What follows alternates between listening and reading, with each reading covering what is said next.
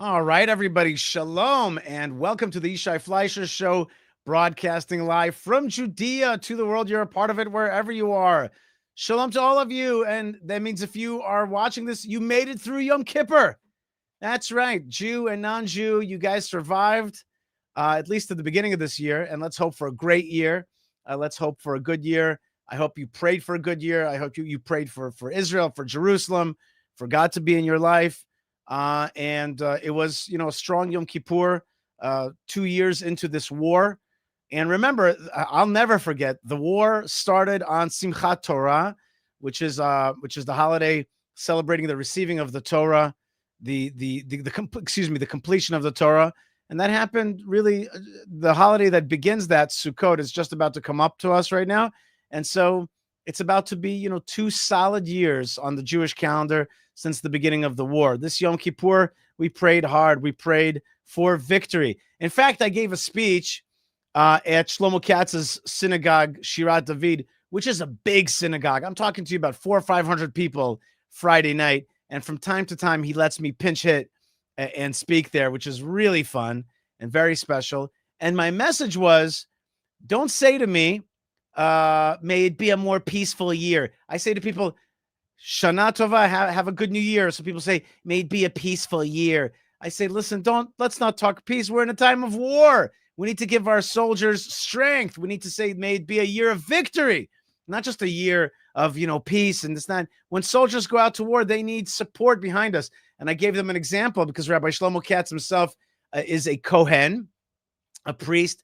And there's a concept that there's a priest who goes out to war and gives these kind of, he's this coach that pumps you up before you go into holy war. And when Israel fights wars, and that's in the Bible. And I said, imagine if Rabbi Shlomo Katz, who will be a Kohen Mashuach Milchama, a priest dedicated for war, imagine if he gave you the speech, rah, rah, rah, time for defeat of our enemies, and you're like, well, I hope it's just a peaceful year.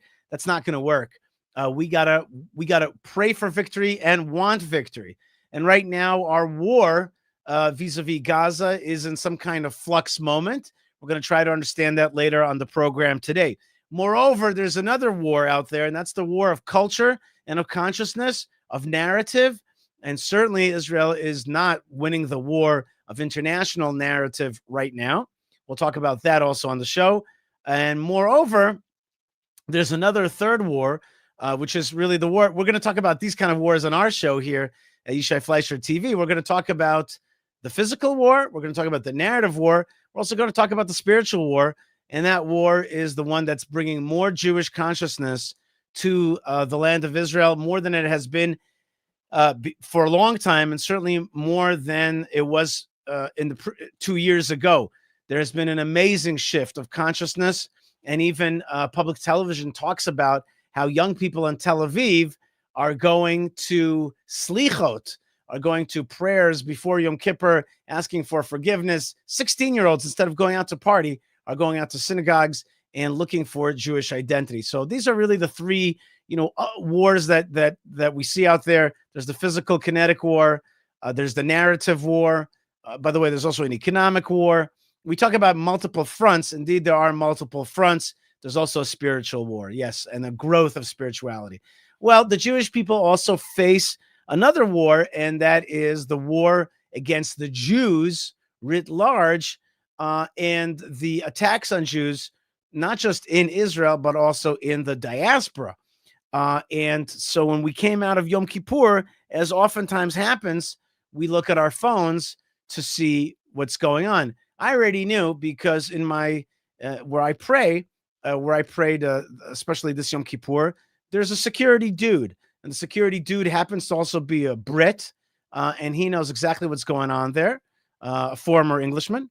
And so he told me immediately that there had been an attack in Manchester on the big Jewish community there, and that 2 people had been killed. So I already knew something like 3 p.m. on Yom Kippur. And then when we came out of Yom Kippur, I saw that horrible news. That, of course, is part of the attack on the Jewish people outside of the land of Israel, but it's part of the same thing. It's anti-Semitism. It's trying to destroy our peoplehood. It's trying to threaten and scare our people. And yet oftentimes it has the opposite effect. It brings people closer to God, and it brings people closer to the land of Israel. So, what really happened in Manchester? How is it going to affect the strong Jewish diaspora in the UK? And how is it perceived vis-a-vis the political class? Keir Starmer, who the Prime Minister of England, who has been giving Israel a hard time recently, recognizing or threatening to recognize so-called Palestine, and really critiquing Israel mercilessly.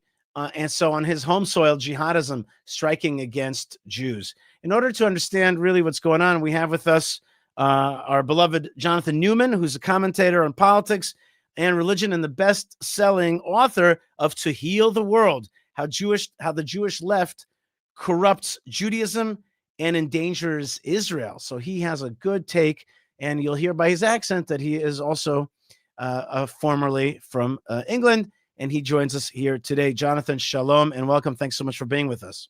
Shalom. It's great to be with you as always, Yishai. Did you hear about the attack already on Yom Kippur or only after? So I was doing Yom Kippur in Eretz Yisrael, like you. So I heard only after. But of course, people on the ground were hearing it during the day. Like you, hearing it through whispers or through security personnel. See, some people here and there might be on their phones. And Yom Kippur, the Day of Atonement, is a very intense and emotive day. That's the context of this. People hearing this at that time. That's a very difficult thing to hear at the best of times. But on a fast day of that that elevated spirituality, that is difficult. But for most people, we heard about it after Yom Kippur, when we get home, when we're relieved, when we're about to start, to break the fast. It's actually a very joyous time, as you know. It's a very uplifting time, and of course, to hear that news is crushing. And it comes just, you and I were here discussing just a few weeks ago after Keir Starmer, the British Prime Minister, announced that he would be recognizing a fictitious Palestinian state. And, we said at the time, we've said throughout, if you reward terrorism, you get terrorism. And it's just a few weeks since then, and barely a week since he actually made the formal announcement at the UN General Assembly. And we have dead Jews on the streets of Britain. You reward terrorism, you get terrorism, and it is a terrible thing to be proven right on things like this. That's right. I'm going to jump the gun because I should ask you systematically, but there's been a question in my heart that I wanted to know. So I'm going to jump the gun, which is, you're going to tell us the story of what transpired there in Manchester. I just want to know one thing. Did they go back to prayers? Did they reconstitute their minyan for mincha and ne'ilah and all that? What happened there? That is a wonderful question. As I understand it, they did go back to their prayers. I think they had to do it across the road, as I understand, if I'm not mistaken. The rabbi was wearing his kittel, his white robe, which a lot of Jewish congregants and leaders of the prayers wear on Yom Kippur and Rosh Hashanah, on the high holy days, as you know. And his white robe was stained with blood from the incident, and they nonetheless they continued the service. I think they did a slightly abridged version. They couldn't do the whole thing. Obviously, the synagogue had become a crime scene. So as I said, I think they went across the road, and they continued because of course you have to take precautions. You have to be safe. We have a principle, pikuach nefesh, the saving of life comes above almost everything.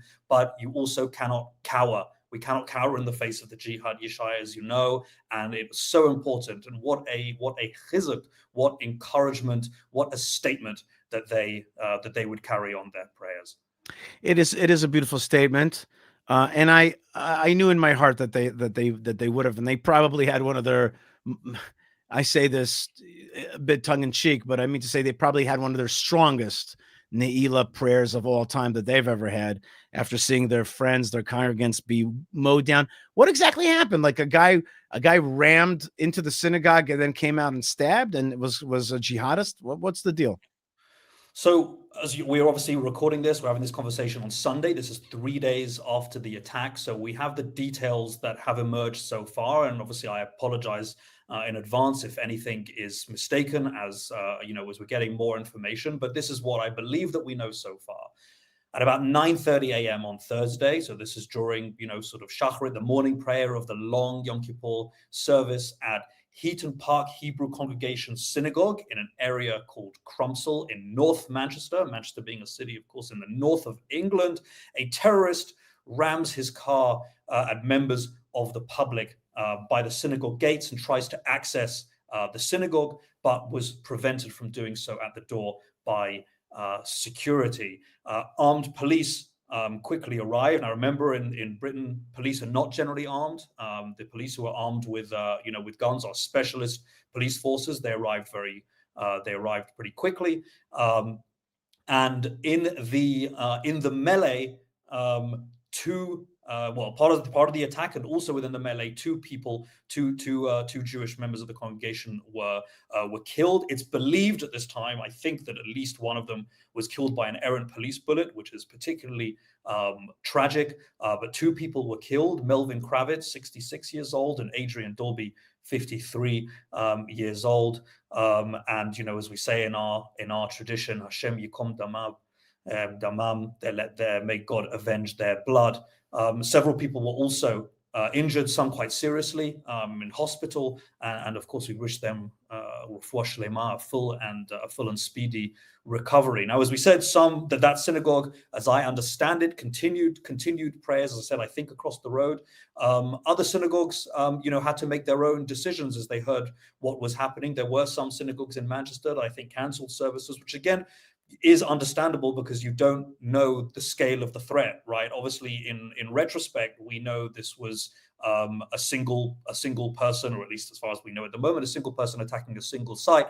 Obviously, at the time, it's not really clear. It's not totally clear what precautions people need to take. So some synagogues cancelled their services, unfortunately, and that's something we should actually come back to later when we talk about the wider context of this. But let me say maybe something about the terrorist himself from what we know. So his name is Jihad. That's exactly what I was going to ask you. Like, is this guy a jihadist? And one of the clues that may clue you in to whether he was a jihadist was his name, right? Is that?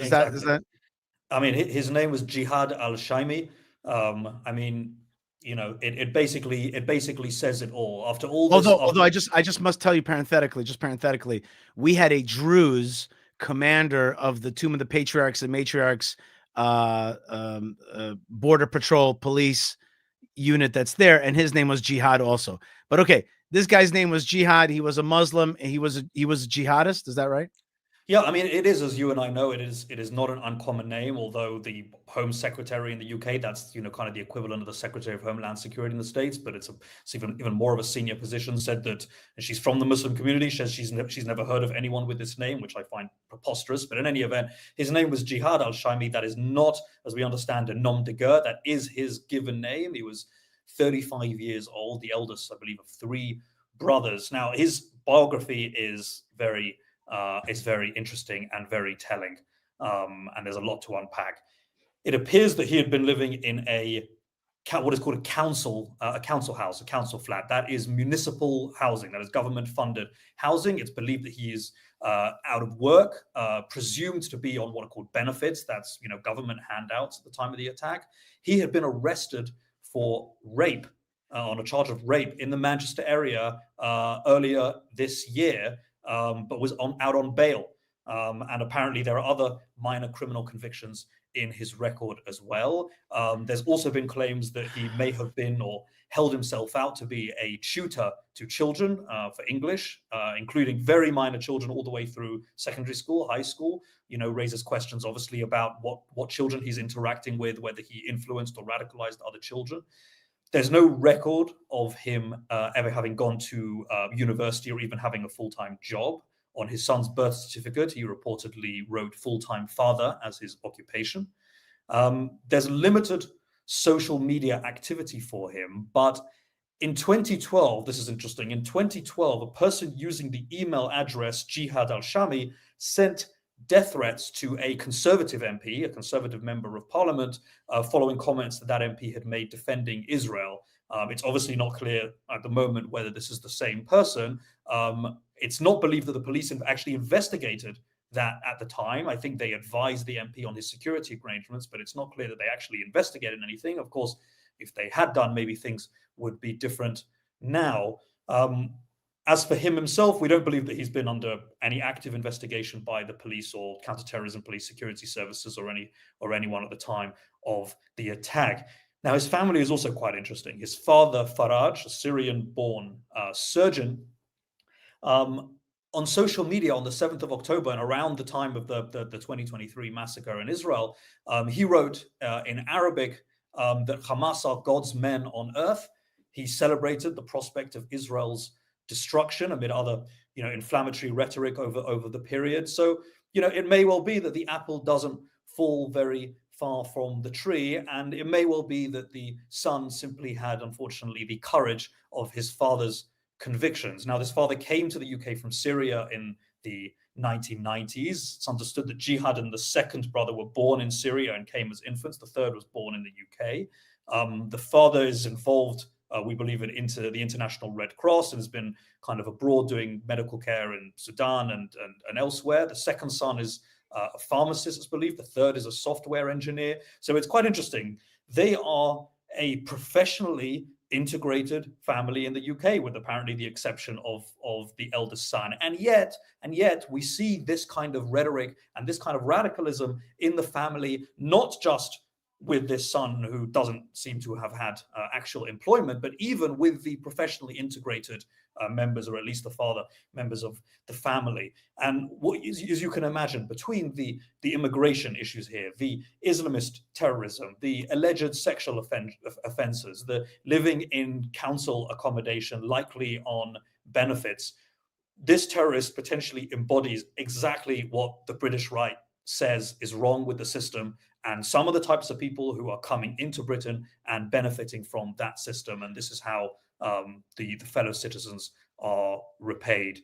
The last thing I think to say, just on the wider context, is on the attack itself, is that 2 other people have apparently been arrested in connection with the attack, but I don't think there are details on that yet. Let's watch a little video from England about the attack. Threat to Jews has been high ever since the Hamas attack in Israel on October the 7th 2 years ago. And the war in Gaza that followed, and the wide condemnation of Israeli military tactics, has only added to the fears of Jews around the world. In May, 2 officials from the Israeli embassy were killed in Washington, D.C. In Britain, the Community Security Trust provides security guards for synagogues, schools and other Jewish organisations. Its advice includes strictly controlled access to buildings, regular patrols to look for suspicious people and objects, and a warning that people should not congregate outside buildings. Okay, so whenever you hear British stuff, it's always kind of laced with tiny little condemnations, and there's not going to be visuals of October 7th. It's going to be visuals of Gaza destroyed, and little tiny a little condemnation of Israel's tactics in the war. And the message there is that Jews are afraid worldwide, and there's some truth to that. Let's just talk about what is the what is the feeling amongst British Jews. And you never know with British. Is it English? Is it British? Is it UK? You never know what to say. But the bottom line is and you never know exactly what those titles mean differently. But in any case, do British Jews feel differently? I, by the way, spent some time in Manchester right after the army. I remember thinking in the desert, when I was in the army, I was like, I need a little bit of civilization. So I decided to go to the most civilized of all places, England. And I went to London, and then there's a lot of Jews. I went up to uni, as in university, out in Manchester, where I had some friends, and spent some time there. So it's a big Jewish community, Manchester. It has also a strong ultra-Orthodox Black Hat community as well, right? So it's actually the fastest growing Jewish community in Europe, possibly the only one, but certainly the fastest one. And that's largely because of the Haredi ultra-Orthodox community, as you say. Mm-hmm. Yeah. Well, how are they feeling after this thing? Is this there's a meme out there that the UK is going to be the second Muslim nuclear state, right? After Pakistan. And it's like this kind of like joke that people say, like the second, Muslim country that's going to have nuclear weapons is the UK. We all know that the UK, it's all over social media. How many mayors in England are Muslim, and how many people in the government are Muslim, and how Muhammad is the most popular name, et cetera, et cetera. Are British Jews going to feel safe in the UK? Are they? When I was there, by the way, Johnny, when I was there, I sensed that they see themselves as a kind of satellite of Israel.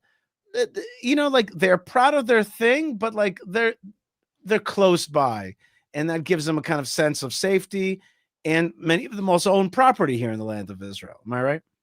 That is absolutely right, and it is a very Zionist community. It feels a strong connection to Israel, and of course, as you say, the proximity. It's just a 4-hour flight means that people don't necessarily have to make Aliyah in order to feel that connection. They can just hop on a flight anytime. And Birthright was such a revelation in America. That's the trip that takes college students for free to Israel.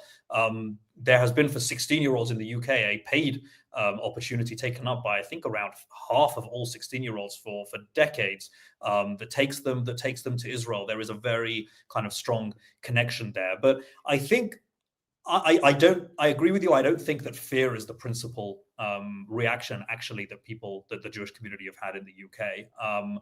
I think it's actually fury is the main reaction. I mean, the chief rabbi, Sir Ephraim Mervis, said, kind of captured what a lot of British Jews were thinking when he said of the incident that it is the day we hoped we would never see, but which deep down we knew would come. And what is, I think, so shocking to British Jews is that this is shocking to so many other people. After 2 years of genocidal rhetoric on campuses, glorification of terrorism on British streets week after week and sometimes daily, intimidation in schools and hospitals and trade unions at cultural events, obviously the media bias, obviously the cesspit of social media, all of that, nothing really being done by the police, by regulators, by politicians. Clearly, the fact that people find this so shocking is because the you go ahead. I'll let you press that button, but I just want to say, you talk Palestine, you get Palestine. I keep saying this to people, but I feel like I'm not expressing it fully.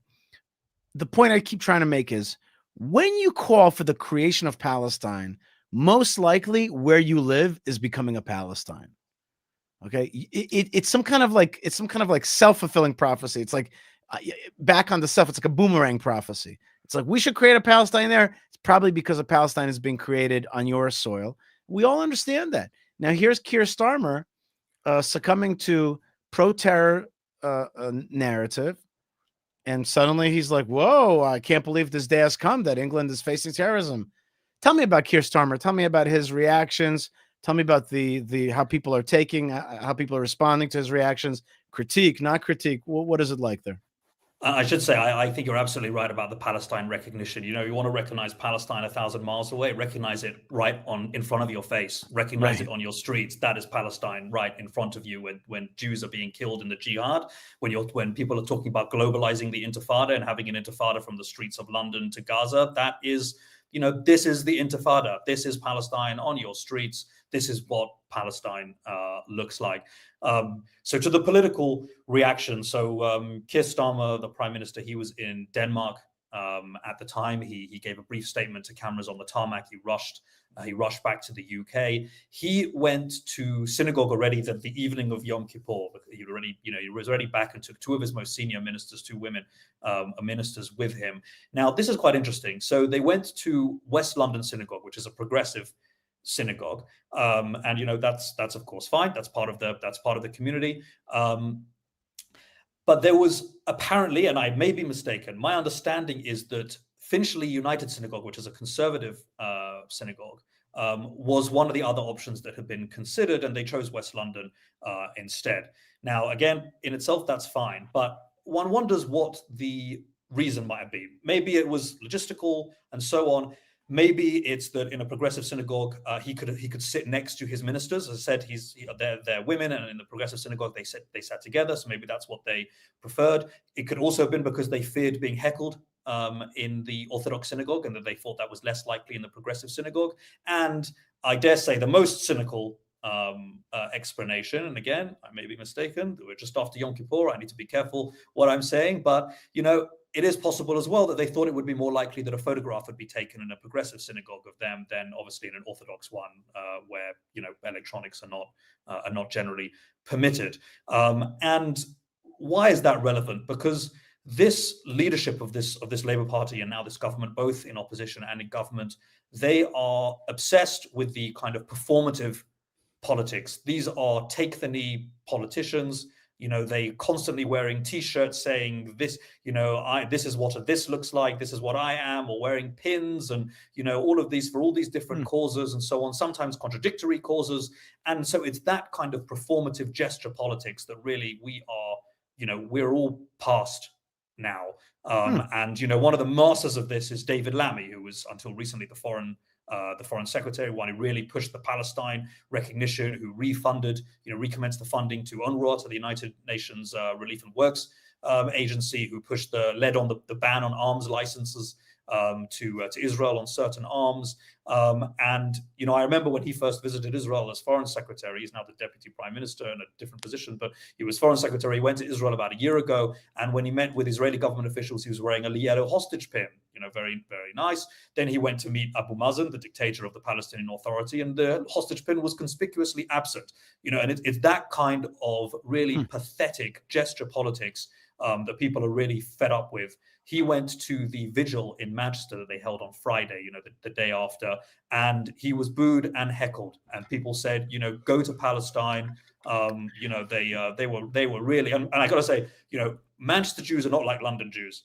And Manchester people, Northern England is not like Southern England. What about the kind of, the English are very careful about what they say, and do they really mean what they're saying, and all of that. The Northern England is not like, they will say what they think what they say, and they gave it to him with two barrels, and boy did he deserve it. Well, let me riff off that for a second and just ask you more generally about there is in the UK a nationalist tendency, a conservative tendency, a what I call pro-family, pro-Bible, pro-borders, anti-jihad way of thinking about things, and there have been some serious anti-Palestine rallies. And there is this thing in the UK. These are people who are thinking to themselves, not so much about Israel, but about their home country. I remember I was with the famous Katie Hopkins, right? I haven't heard from her in a while, but I remember she told me honestly, and I actually heard the same thing from Richard Kemp, from different people who said to me, we're not sure we're going to have a homeland to go back to. Like, we sometimes fight for Israel because our place is falling apart. So just kind of give me one thought about these people, these Manchester types, these more kind of rude, say what's in your heart type thing, boo people, whatever it is, the more like soccer fans type people who are like upset about the takeover of their country by jihad, by radical Islam, by immigration, by ideas that are antithetical to what classically is understood to be British. Yeah, I think that's right. I think Douglas Murray is also among those who have, I think, said similar things. They're fighting for Israel, and the Jews have Israel to go to as the safe haven. But where does he have? Where do the people that you're talking about? Where do they have? So there is definitely a backlash, which this is just going to enforce. And I mean, Nigel Farage, who is the riding high in the polls, the leader of Reform UK, has a very small presence in Parliament at the moment, but is leading the polls by a wide margin. And if there were an election tomorrow, would win the election. Kemi Badenoch, the Conservative Party leader, they both spoke very strongly on the issue and had strong statements. But as you say, people are getting fed up of words, and they want to see action. Unfortunately, I don't think going to be seeing it from this government. But as I said earlier, you look at the profile of this terrorist, and as I said, the immigration issues. This is, he came obviously as an infant, but his father, who obviously has, it would appear to have very radical views, is an immigrant from Syria. And what does that say about the kinds of people who are coming, the vetting that is happening, the failures of integration? Obviously, Islamist terrorism is an issue in the UK. And we forgot one more issue within that. You have immigration. You also have reportedly that Qatar owns half of London, and the Qatari influence on London. And so, I mean, for God's sakes, we all know like England is becoming an Arab Muslim country. It's like you just feel it, you just see it. It's in the names, it's in the mayors, it's in the ownership. It's and that is going to create no question that some of these politicians are also being bought off. Or at least influence. Let's put it that way. I don't know for a fact if they've been bought, but there's no question that there's Qatari influence in the UK. Okay, we got to finish off. I just want to ask you just kind of one last question. Do you think that this will also mean an uptick in purchases of homes in Israel by British Jews? There's a strong Bnei Akiva Zionist movement there in the UK. Do you see that kind of that kind of change in the consciousness? Or do you think it means doubling down, saying, hey, we're not going to give up this country. This is where we're from. We're going to fight for it. Which attitude do you think is going to prevail, if any? I think it's the first attitude. I mean, well, it remains to be seen if the numbers really change, but they've already been rising for the last 2 years since the 7th of October. Everyone on the spectrum, I wasn't thinking of moving, now I'm thinking of moving. I didn't have a place, now I'm thinking of buying a place. I have a place, maybe I'm going to move to it. Everyone is moving along the spectrum. I know people who weren't thinking of making Aliyah 3 years ago who are now living in Israel. So it's definitely kind of going in that direction. Manchester Jewry in particular, as I said, very Zionist, hawkish community. And look, there is a space, obviously, for defiance. We want Britain to be a proud Western country, proud of its traditions, a strong ally of Israel. It is a tension. Do we, to what extent do people want to choose to kind of quote unquote give up on that? Do they want to move to, we don't want people just to move to Israel because they're escaping something, right? We want them to move to Israel because they want to move and because they don't have to escape something. So that's the ideal, but I do think that this is going to push the needle. Yeah. Jonathan Neumann is our commentator on politics and religion, and I think also I think you could add to that a UK expert and the best-selling author of To Heal the World: How the Jewish Left Corrupts Judaism and Endangers Israel. And thank you very much for coming on the show. Please remind us of the names of the fallen again, please. They are Melvin Kravitz and Adrian Dolby. May their neshama, may their soul have go into heaven, and may their blood be avenged. And thank you very much for remembering them with us. And that Yom Kippur reminds us that all the Jewish people are one, and that we are all under attack when there's a wave of anti-Semitism. And we remember to be strong for one another and to support one another in these times. So thank you very much, Jonathan, for being with us. Thanks, Yishai. Always a pleasure. All right. Very, very good report by Jonathan there, and very important. I want to hear what you think about the UK terrorism. So do me a favor and please. Oh, here's a link to Jonathan Neumann's book. It's on Amazon. Heal World Corrupts Judaism and Dangers. There it is. You can find it there. So that's excellent. I want to remind you that if you're on with us, and there's a lot of people on with us from all over the world, a great way to connect with us is through Super Chats. Excuse me, Super Chats. It is a great way to, I'll read this in a second. It's a great way to support the show and get your voice heard, and it's helpful. Let me see that, please, again. If I could see that Super Chat again, that would be great. Yishai, I saw on live stream on here yesterday people yelling for Intifada in London. UK has problems. Glad I'm in LA right now using 5G. Okay, well, good Baruch Hashem for you that you're in a good and happy place. Yes, I also saw that there was a pro-jihad, pro-Palestine rally not so far away from Manchester, from where the terrorism took place shortly after the attack.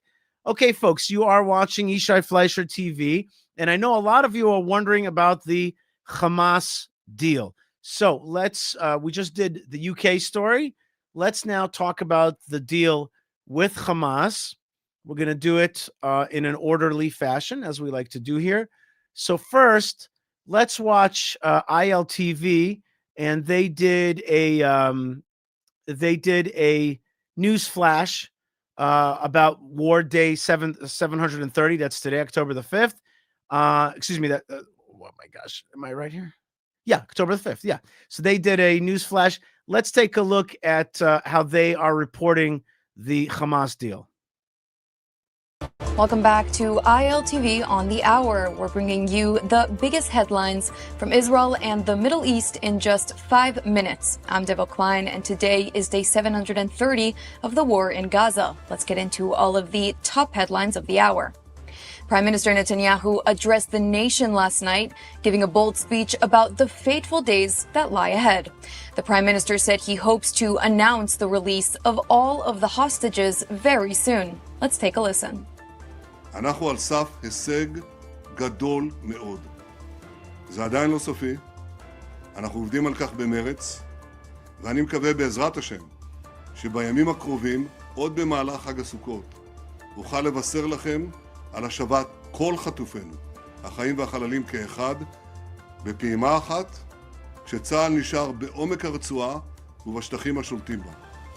Okay, so before we go on, let me just say that if indeed this is true, that Israel's able to secure all of the hostages and stay in Gaza, that is a significant achievement. Now, look, when you're watching Yishai Fleischer TV, or people like myself, people that come from the nationalist right, so-called, I have a strong Israel attitude. For me, real victory means that whatever piece of land Israel gains in any war, in any situation, we hold on to forever. And we hold on to it, we govern it, we live there, and that is a signal that we send all enemies, including Arab states, anybody who wants to make trouble for us. We say, look, if you start with us and we capture land, the policy of Israel is we are there forever. That's it. And once you understand that, you'll never make the mistake of starting with us, because if you start with us and you lose land to us, we're never giving it back. Moreover, I would make another policy, which is if you've killed Jews, you deserve the death penalty. And you certainly are never getting out of our prisons. We're never exchanging you. Forget it. It ain't happening. That's just our policy. Now, this deal has in it words like the release of mass murderers. Mass murderers. There's a guy there who's killed like 60 Israeli Jews. 60 people. He's a murderer. He's been planning murders throughout his whole, mature life. I would never return him. I would never release him. Okay, I would see him personally. I think most Israelis, most normal people think he deserves the death penalty. But okay. But within the boundaries of how I understand how Netanyahu understands the world, the way he understands the world, I said this on last week's program, is that he is a guy who mows the lawn. He's there to bop back the bad guys on the head. Bop, bop, bop, bop. And he's bopped them all on the head. He's bopped Hamas, and he's bopped Hezbollah, and he's bopped Lebanon and Syria. And he certainly bopped the Syrian regime. And then he bopped the Iranian regime and the Yemenites. He's bopping. And he's like, okay, I bopped them all on the head, and they're all pushed back. And therefore, now I can cut a deal. And what he says is he's going to help the Hamas. This deal is going to ensure that the Hamas disarms, and it ensures that the Hamas leaves. And you can return to them, they're terrorists, because they'll return to us all of our hostages. We'll return to them their people, but then they're going to get out of there. And basically, he's made an understanding with his strong ally, President Trump, that Hamas is not going to stay in power in Gaza. From his perspective, Hamas has now been isolated. That's the word that he uses. Hamas is isolated. He is going to get to keep the military control of the land. Hamas is not going to be in power, and he's going to get back the hostages. So from his point of view, big victory. A lot of people on the right see it as a victory. Myself, I see it as a tactical kind of victory. Yes, it's better than a different way to do it, but It's not the big victory. The big victory is we liberate Gaza from jihadism. We evacuate, make refugees of the vast majority that are still jihadist in their mind. And we allow pro-Israel, loyal Arabs that want to be part of Israel to stay there as residents of Israel and build a new life there. And we rebuild that thing as Israel. That's the way I see it. That's the way I think is real victory. But you have to also, politics is the art of, of the possible, in the sense that you have to understand the players you're dealing with. If it's Witkoff, if it's Kushner, if it's Netanyahu, if it's all these type of people. And so therefore I understand that I'm dealing with these kind of people. And within that, it is a pretty good deal. Let's keep going. Netanyahu also added the lengths to which Israel and the United States are going to ensure that this hostage deal is brought to fruition. כדי להחזיר את 48 חטופינו הנותרים, הנחיתי לפני כמה שבועות את צה"ל להיכנס למעוז החשוב ביותר של החמאס, העיר עזה. I just want to say that Netanyahu has now ordered the Israeli army to go into Gaza, the Gaza city. So on the one hand, great. On the other hand, hello, what? What? Question mark, question mark, question mark, question mark, question mark. What? There's this thing called Gaza City, and in 2 years of war, we haven't entered Gaza City, and Gaza City is the stronghold of Hamas. What's going on there? Hold on one second. I got somebody who's got some questions. Hold on one second. Here he is. Here he's coming right now. Hold on. Partner, look, when you got bad guys, you got to go in there. You got to slap them down.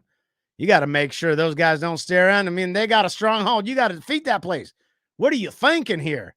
Netanyahu, are you joking me? Is this a joke? Come on, partner. Let's go get in there and take care of business. What are you waiting for? What have you been waiting for the last 2 years? What are you waiting for them Hamasnikim to keep getting bigger, stronger? You got to get rid of those guys. You got to take back your land. God gave you that land. And they'll make no sense to be giving those bad guys one bit iota of life existence. Don't give him 1 inch. Don't give him a mile. Give him nothing. Give him hell and tarnation. That's right. Well, that was a message from our clear thinking brothers and sisters out there in cowboy land. Bottom line is like, what? Are you serious? Are you serious? This is when you've given the green light to go into Gaza City? And I understand there's hostages there. I get it. But we can't run the whole war vis-a-vis these hostages, because these guys will take more hostages in the future. We got to destroy them. There's nobody to negotiate with. But again, that's from my to the right of Netanyahu way of thinking about things. Remember, I'm also a Russian Jew. I think, we think, we say we have another guy here. Hold on. He's a Russian Jew. Netanyahu, what you waiting for? You have to destroy them. What you waiting for? Don't go to Gaza City. Go in there, destroy them. Don't talk. Don't make feelings. Don't talk about my hostages. I have pain. You have pain. We share pain. Forget it. Go in there, decimate them. Don't leave them this much. They're very evil. Okay? So you don't leave them. You be strong. People respect that. People respect strong Jew. Okay? People respect strong anybody. Okay? When the Russian army had 1980s terrorists in Lebanon take hostages, we sent them little pieces of their family, and then they released all the hostages. Okay, they understand the language. We speak it too. It's not Russian. It's Middle East. You understand? Anyway, bottom line is this, my friend. Bottom line is this, my good friends. First thing, let me remind you that a great way to communicate is through your super chats. Netanyahu is doing the best that he can to win, and I have no doubt that he is that he does feel that he is winning, and I think he is in some ways winning. I think in many ways he's winning, and certainly with a President Trump at the White House, he really knows how to cooperate with him. That's for sure, and with the rest of the team, people like Rubio, which really does understand who the bad guys are and who the good guys are. In any case, finally, we are striking Gaza City. Let's keep going. במקביל, תיאמתי עם הנשיא טראמפ וצוותו מהלך מדיני שהפך בן רגע את הקערה. במקום שישראל תבודד, החמאס מבודד. וכתוצאה מהלחץ הצבאי העצים שהפעלנו והלחץ המדיני, החמאס נלחץ להסכים לתוכנית שהבאנו. אני הנחיתי את צוות המשא ומתן בראשות השר דרמר לצאת למצרים כדי לסגור את הפרטים הטכניים של שחרור חטופינו. Okay, so right now, Dermer went down to Egypt. When Dermer was in Egypt land, let my hostage go. So I understand that they're negotiating with the Egyptians. The Egyptians, the most cynical of enemies in this story is Egypt. I mean, there's really there's three outside players. There's Iran. They want to nuke us. Then you got Qatar. They want to like trick us. And then you got Egypt. They just want to stonewall us, right? They have a border with Gaza. You'd think that they would have had already 1 million refugees. Israel is committing war crimes. War crimes. It is genocide. We will not let one of them in. Not one. I mean, put another wall, please. Barrier. Don't go in. Okay, Palestinians, stay there and die. You nice Palestinian. Bye-bye. You feel genocide.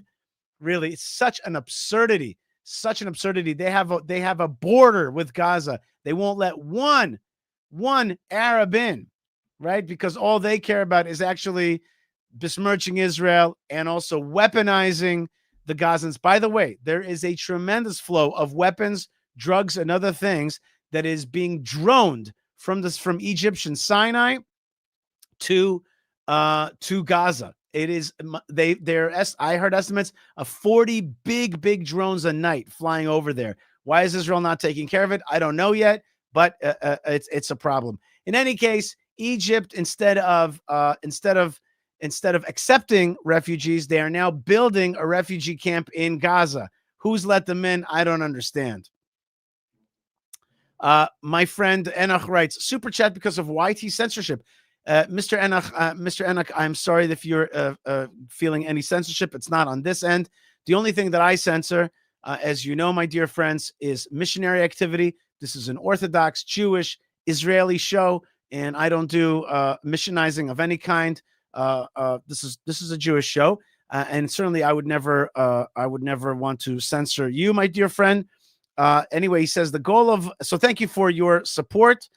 And Enoch writes, the goal of war is to force your opponent to surrender unconditionally. This deal is a lifeline for Hamas. I think I see it your way. But I have to tell you that there's also the other way to see it, which is Netanyahu felt that he was isolated from around the world. Now he's been able to get all the Arabs and America on his side, isolate Hamas, and basically get a carte blanche to destroy Hamas if they refuse to cooperate. So, and Netanyahu needs politically in Israel to get these hostages released. That'll be a tremendous victory for him as well. הכוונה שלנו, והכוונה של ידידינו האמריקנים, היא לתחום את המשא ומתן הזה בימים בודדים. ושמעתם את הנשיא טראמפ הערב. הוא אמר בבירור, לא נסבול לו תרגילי דחייה, משיכת זמן או התחמקות מצד החמאס. Okay, so we all know Hamas is tricky. You're never going to beat these guys in negotiations. They're like negotiating from they're negotiating in the womb when to come out. These guys are like total, like, negotiation is their, like, Middle Eastern bread and butter. This is their hummus, so you're not going to, out negotiate the people who are merchants in the Arab shuk. That's not going to happen. So he says, we're not going to tolerate any game playing. We'll recognize it, and we will strike and not wait around. In the meantime, they're waiting for the hostage release. But the Hamas is like, we don't even know where they are. I mean, really. I mean, I don't. I have to look for them. Really, where? I'll call all my friends. Okay. So the Hamas are like, we don't even know where all the hostages are. It's going to take some time. Obviously, another stall tactic by the jihadists. Now, the comments by the Israeli Prime Minister follow a dramatic weekend of developments, as President Trump remains adamant to reach a deal to release the hostages and the war, and eventually achieve peace in the Middle East. Over the weekend, Trump thanked all the nations involved in bringing Hamas to the negotiating table. So I just want to let you know that this is a very special day. may be unprecedented in many ways. It is unprecedented. But thank you all, and thank you all to those great countries that helped. We were given a tremendous amount of help. Everybody was unified in wanting this war to end and seeing peace in the Middle East. And we're very close to achieving that. Thank you all, and everybody will be treated fairly. Trump also kept his truth so Everybody will be treated fairly. It's like Trump is very special, dude. You know, he really is a negotiator par excellence, right? He really sees everybody as a negotiating partner, even like the worst jihadis. Like me, I'd be like, I would revert to that old line: you don't negotiate with terrorists. I mean, I would just be like, my Russian side is like, just wipe them out. Just wipe them out. They're the worst. They're the worst. You have every right to wipe them out. But Trump being this quintessential a businessman negotiator is like, we're going to treat everybody fairly. We're going to give Hamas a chance. But then he tweets out or sends out on his social platform. He says, we're not going to tolerate any games, and hell is going to open up on you, and we mean business. This is it for you, Hamas. Social page up and running over the weekend as Netanyahu convened Israeli officials last night to discuss the negotiating efforts. A massive rally at Hostages Square was taking place. Trump posted a screenshot of the massive 100,000 people crowd to his Truth Social, holding a big banner at the center that says it's now or never, clearly optimistic to reach a deal. And meanwhile, Israel... By the way, with respect, that rally doesn't look to me like 100,000 people. And it looks like a lot less people that were at the Western Wall praying for God's forgiveness in something called Slichot. Slichot, we had it for 10 days in a row, over 50, 60,000 people at the Western Wall, which looked a lot more than that. And my point is, the people of Israel are not stupid. They understand that we can't do everything to get these hostages back by empowering Hamas to be an organization that's going to be alive the day after. If you release awful, blood-curdling, murderous terrorists, well, guess what? They're going to terrorize. That's what terrorists do. That's their nature. Okay? So I don't, it's now or never. We're in a war, and it's going to take some time. Okay? And let's do this. Next time, let's not give away our land to our enemies, and then maybe we could save the next generation of young people from becoming hostages or being murdered at a music festival. All right, let's do things smartly. Let's not do stupid things. Let's not give away our land to our enemies. Let's remember our heritage and not succumb to false gods, false beliefs. Let's remember that God hides his face away from us when we hide our face away from him. And if you say it's now or never, maybe it's now or never to come back to God and to have a strong Israel policy and not a weak Israel policy, which leads to this stuff. So it's not like, oh my God, it's now or never. Let's make a deal. It's now or never to destroy Hamas, so you could send a signal to the world that never again, we will not tolerate this. And at the same time, come back to a closer relationship with God. I'm sorry that for many people, they don't understand the relationship between these two things. They see them as separate. They see realpolitik and our spiritual reality here in Israel as two separate things, but they're not. They're not. Read the Bible and understand the Bible. They are one. They are one. They are one thing. Our nation right now is coming back to being a more God-fearing nation and also a more militant, strong, war experience, esprit de corps, a strong-spirited fighting a nation as well. Those things come together. Is preparing task forces to receive the hostages and has sent a team of negotiators to Cairo for mediated talks with Hamas. But in addition to the mediated talks that are happening in Cairo, Trump urged Netanyahu to reduce offensive fire in the Gaza Strip.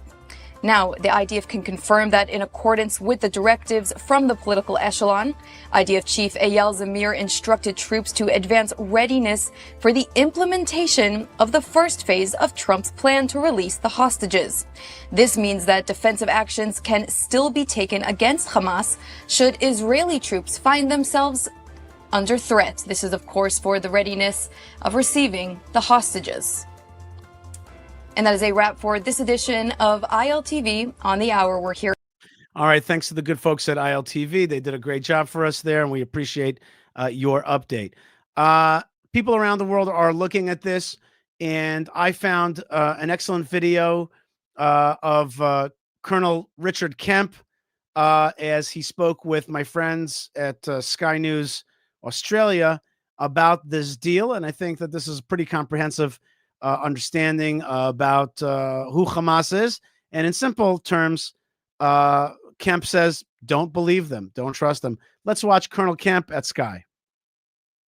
Former British Colonel Richard Kemp. Richard, there he is. And Richard has a great sense of humour as well, and always has. And unfortunately, we're not going to get much of that this morning because it is a very serious topic we're talking about. But Richard, always great to have you here on Outsiders. Want to ask you about the Gaza peace plan. How likely is it to succeed? What is Hamas playing at with this kind of, oh, yeah, don't worry, we will release the hostages, but dancing around the other issues? Where do you think we are and where are we going, Colonel Kemp?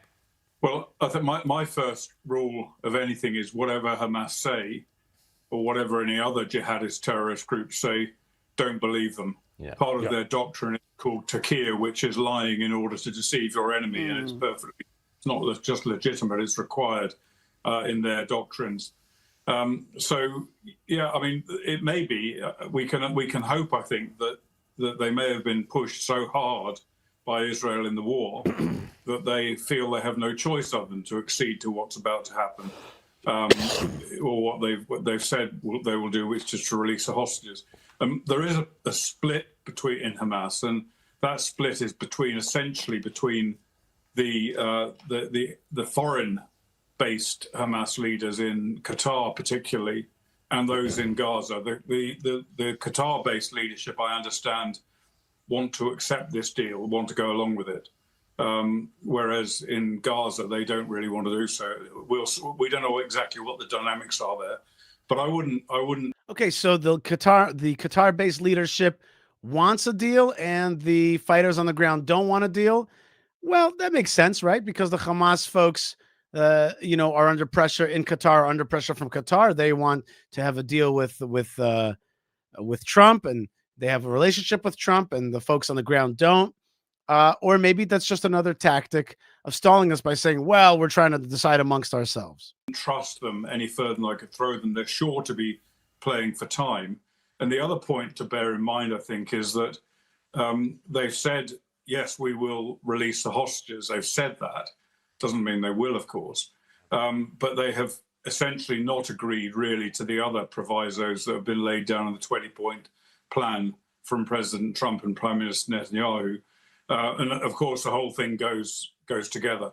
So I think it's a question of let's see how it unfolds. I've no doubt Israel is ready to go immediately back onto the offensive if this turns out to be just playing for time.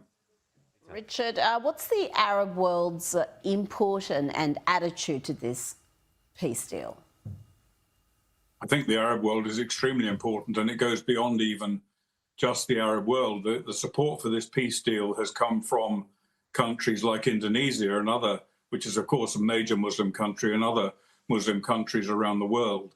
And that's critically important. And I've no doubt that has played a major role in persuading the leadership in Qatar, the Hamas leadership in Qatar, that they really need to go along with it.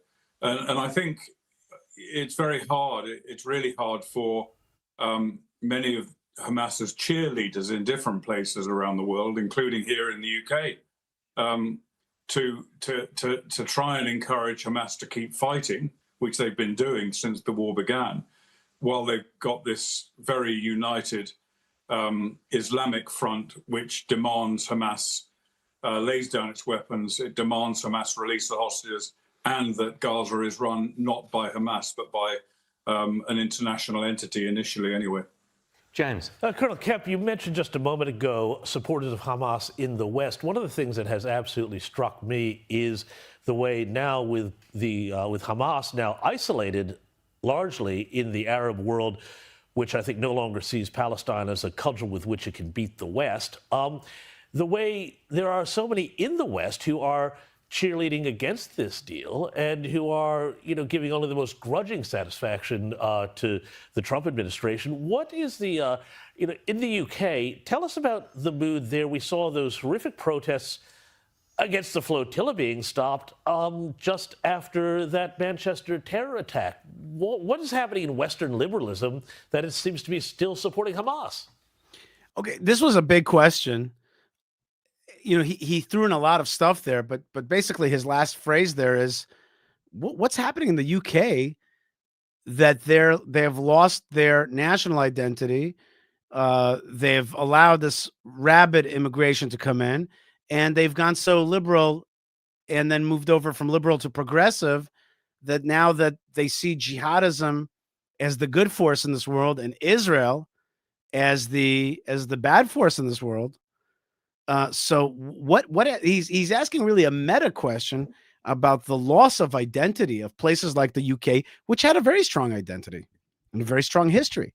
So he's saying, like, what's happening with them? Like, what's going on in the streets? And of course, I would be remiss if I didn't say that there were huge protests against Israel and for this flotilla to come and enter our naval space and into the war zone. So what's in other words, what's going on in the minds of these Brits? Like, has Qatar and the brainwashing machine been so successful? Has the TikTok mindset completely infiltrated England? Yeah, and I think the same is true in your government in Australia. The British government under Keir Starmer, the Canadian government, the French, they've, as you all know, they've recently recognised a non-existent and never going to exist Palestinian state.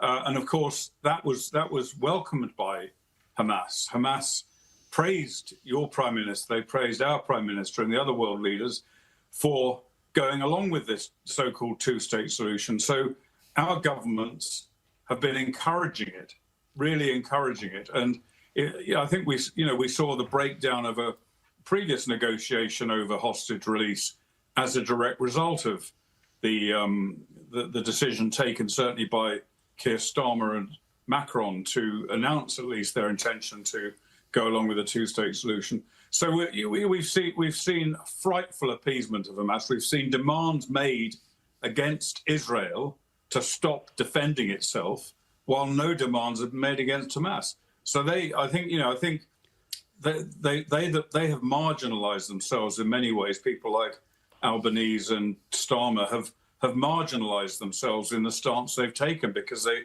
entire Arab world, as we've said, most of the Muslim world, pretty much, has come out against Hamas and really against what Albanese, Starmer, etc. have been doing and trying to do themselves in relation to the Middle East. They've become non-players now as a result of this. Listen to Richard Kemp is so smart. He's so smart. And the point that he's making there is, underneath it all, the UAE, the Bahrainis, the Saudis, to some extent or another, they're anti-Muslim Brotherhood, anti-jihad. They have laws in the books against them. They still get excited when Israel seems to be about to be defeated.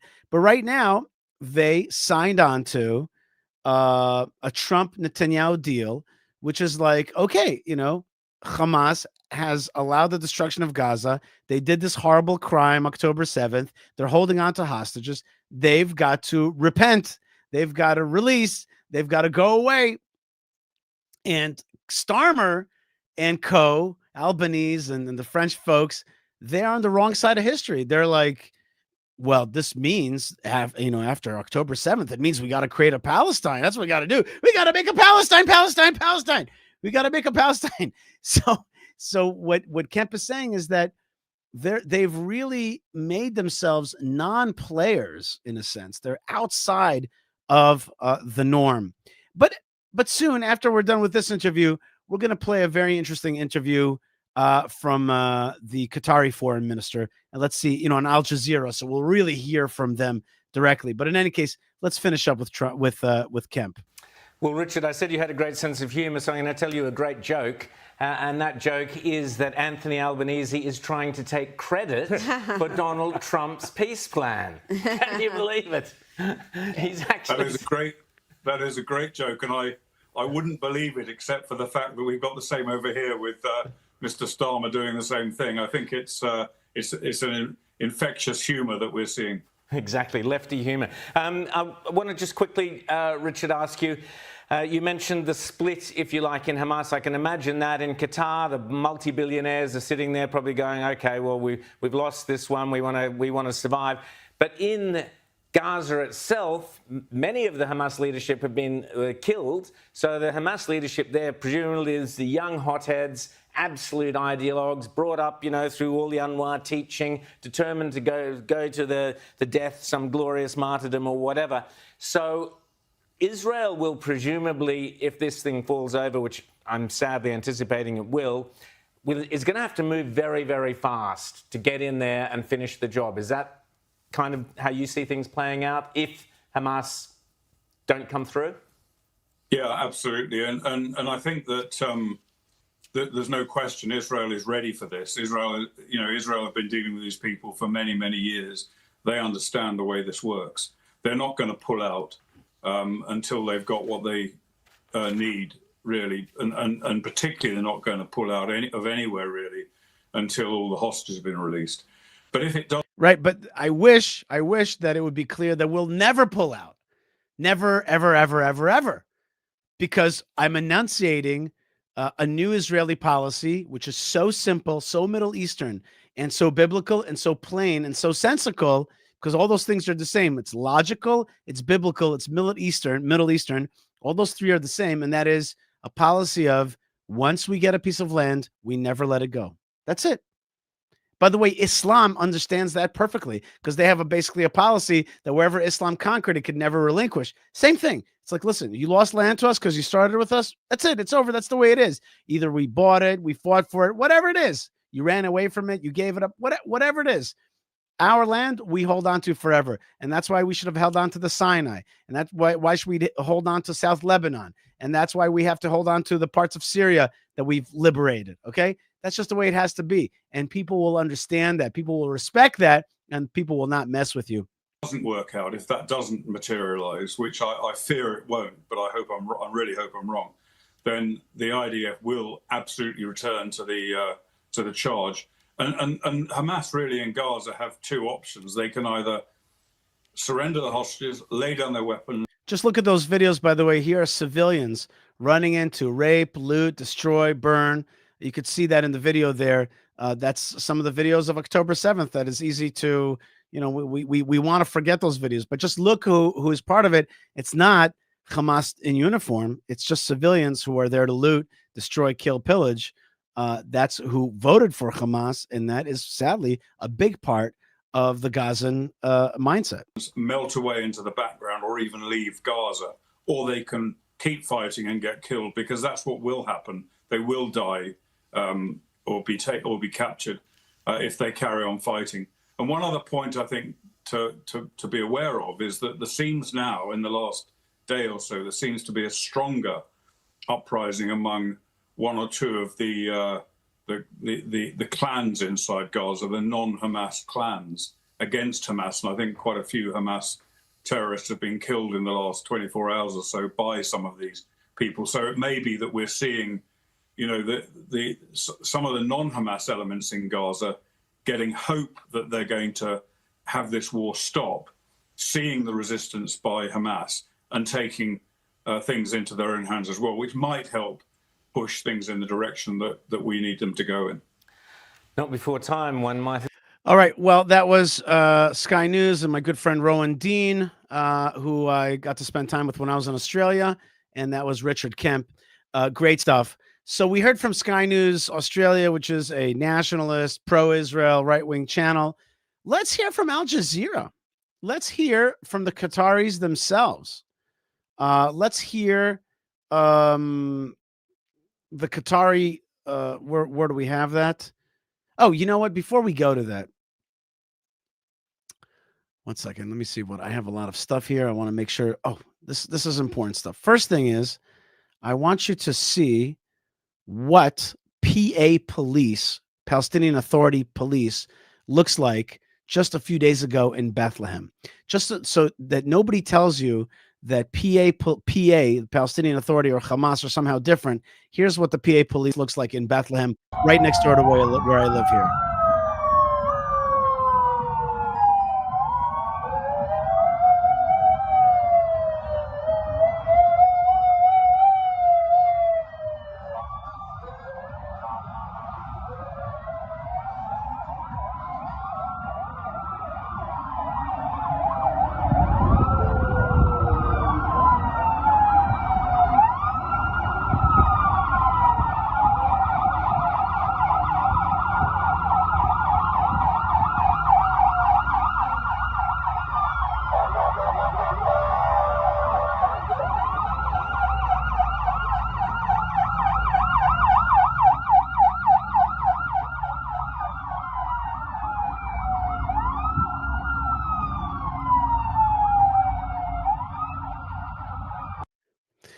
PA police is absolutely no different than Hamas, except that they seem to be also well funded, and they have themselves done many terror attacks against Jews, including recently. And these are the folks that are still getting international funding. And what we have to watch out for is a game in which Hamas is replaced by the PA. Remember, the PA was when Israel evicted its own people from Gaza, a horrific mistake from the Gaza Strip. We gave that land over to the PA. That's the folks that you just saw. And then Hamas took it over. And now, we'll kick out the Hamas, and then somebody will be like, oh, let's put in the PA. It's the same junk. It's the same dreck, okay? Don't put them in. They are the same terrorists. You could see by their behavior. They're thugs. They're corrupt. And they wear a suit, and they have the same thing in their heart, which is the destruction of Israel. And so we watched a little bit of Fox News Australia. Let's watch Al Jazeera, right? Qatar's mouthpiece. And let's watch, I think, Qatar's prime minister talking about how he sees the negotiations between Trump, Netanyahu, and Hamas. Let's see how the Qatari folks, who are the main funders of Hamas, and yet have a huge American Air Force base on premises, which they helped pay for, and they gave President Trump a beautiful Air Force One airplane. Let's see how these guys are the sneakiest of them all. Let's see how they want to spin it. Sat down with the Prime Minister of Qatar, Sheikh Mohammed bin Abdurrahman Al Thani, and he spoke about. So Al Jazeera, it's not that they sat down with. It's there. Al Jazeera is owned by the Qatari royal family. Doha's key role as a mediator between Israel and Hamas, and the announcement of President Donald Trump's Gaza ceasefire deal. Welcome, Mr. Prime Minister. You announced the handling plan over to the Palestinian side, the Hamas movement. How do you assess its provisions? First, I want to clarify, Mr. Jalal, that our main focus in the state of Qatar is how to end the suffering of the people in Gaza. Right? So I mean, right from the get-go, you just have to be like awestruck by the hubris, by the cynicism. It's like they want to stop the human crisis, the humanitarian crisis in Gaza, but they haven't taken in one refugee, nor have they helped Egypt, which is a poor country, with their riches, take in refugees. So the whole thing is just a sham, right? Like from the first sentence, our first goal is to help. We must help the refugees. We don't make refugees. We must help the poor humanitarian crisis of the Palestinian people. But we don't care about them, and they can just burn, okay? Because we will not take one.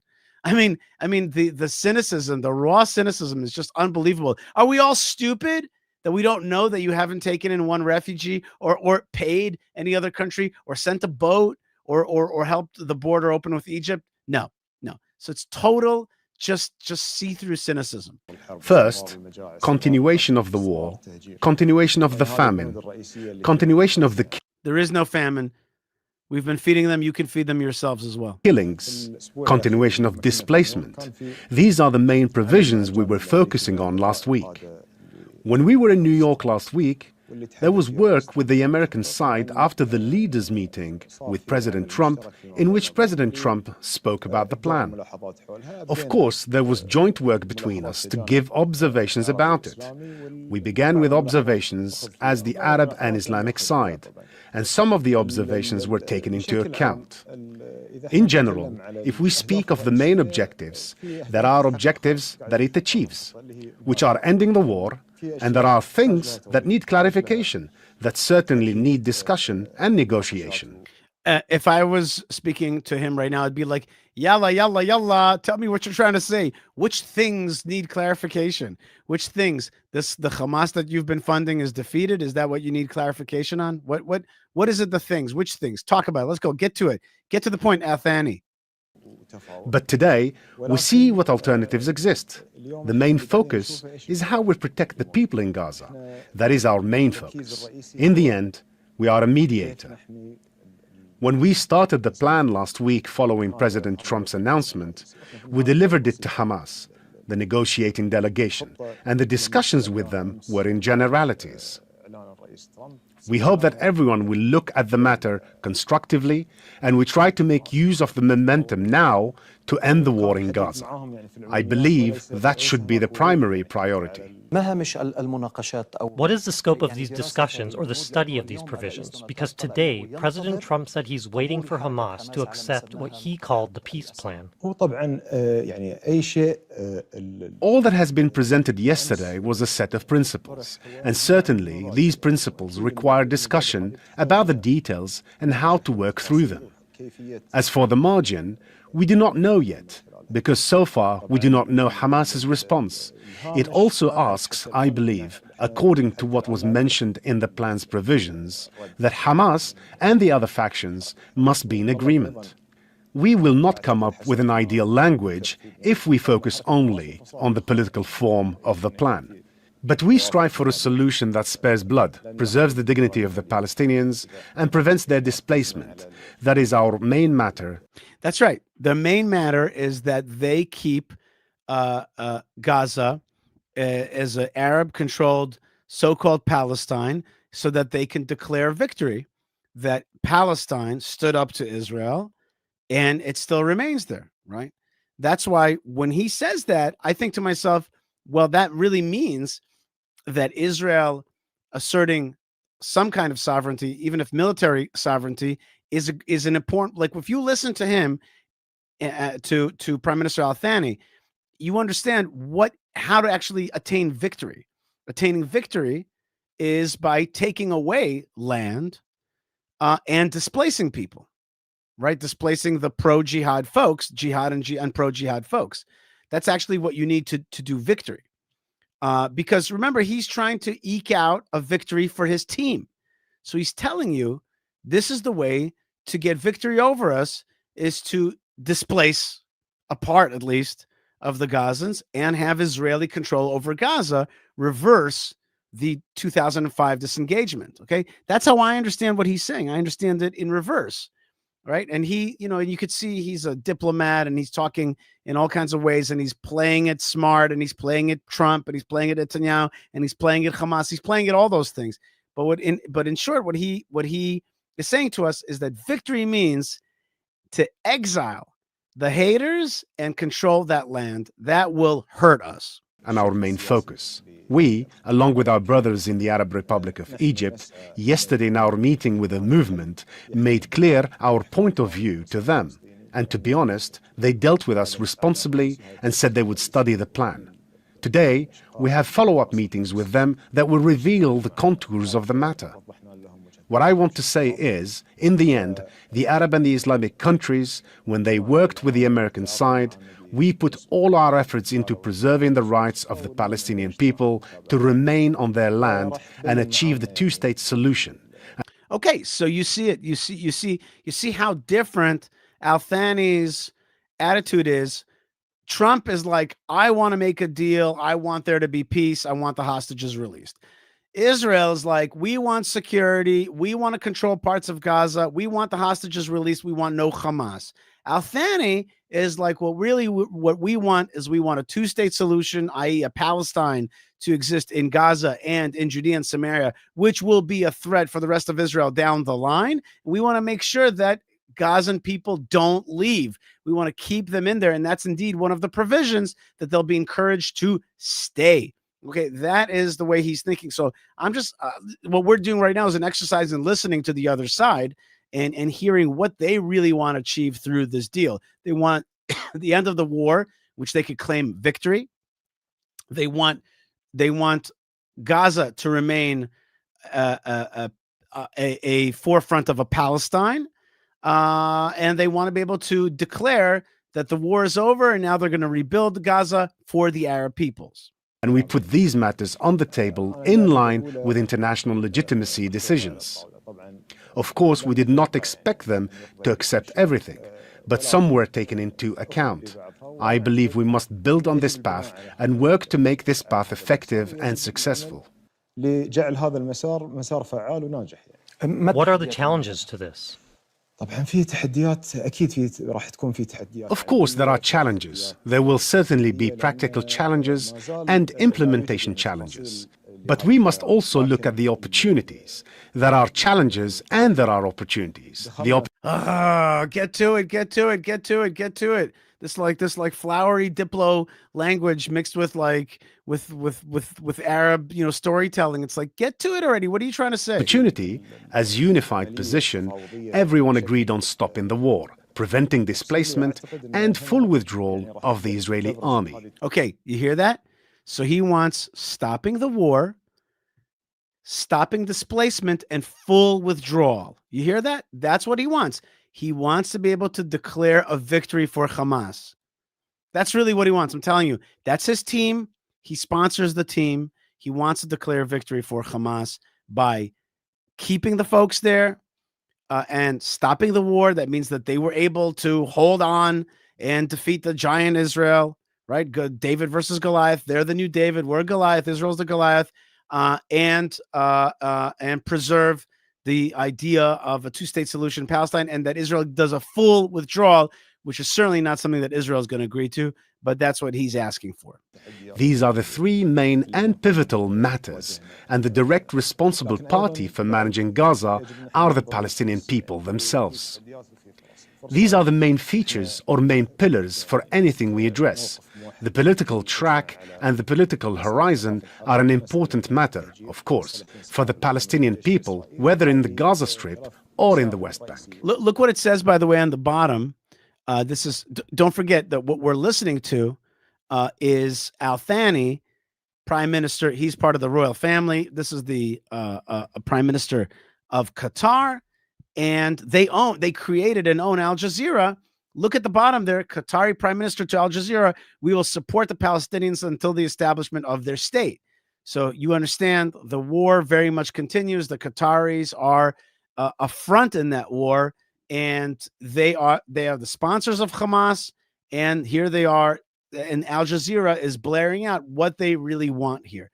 And Netanyahu is doing his best on his end to oust Hamas, keep Israel in the Gaza Strip, and he's not doing what I would recommend, which is a bigger, clearer, control of our land, and not even lead to ever discuss anything about a Palestinian state on our land, and never relinquish any of our land to folks who are going to make war. I mean, if you listen carefully, what you're hearing here is this is just a state, according to the Qatari Prime Minister. What I'm hearing is this is just a stage in the war. This is just a stage in the war. All we have to do now is stop the war right now, stop the battle, regroup, and we've got to control Gaza, and we got to declare this thing a victory. That's the way he sees this, and you have to just be able to weed through that language.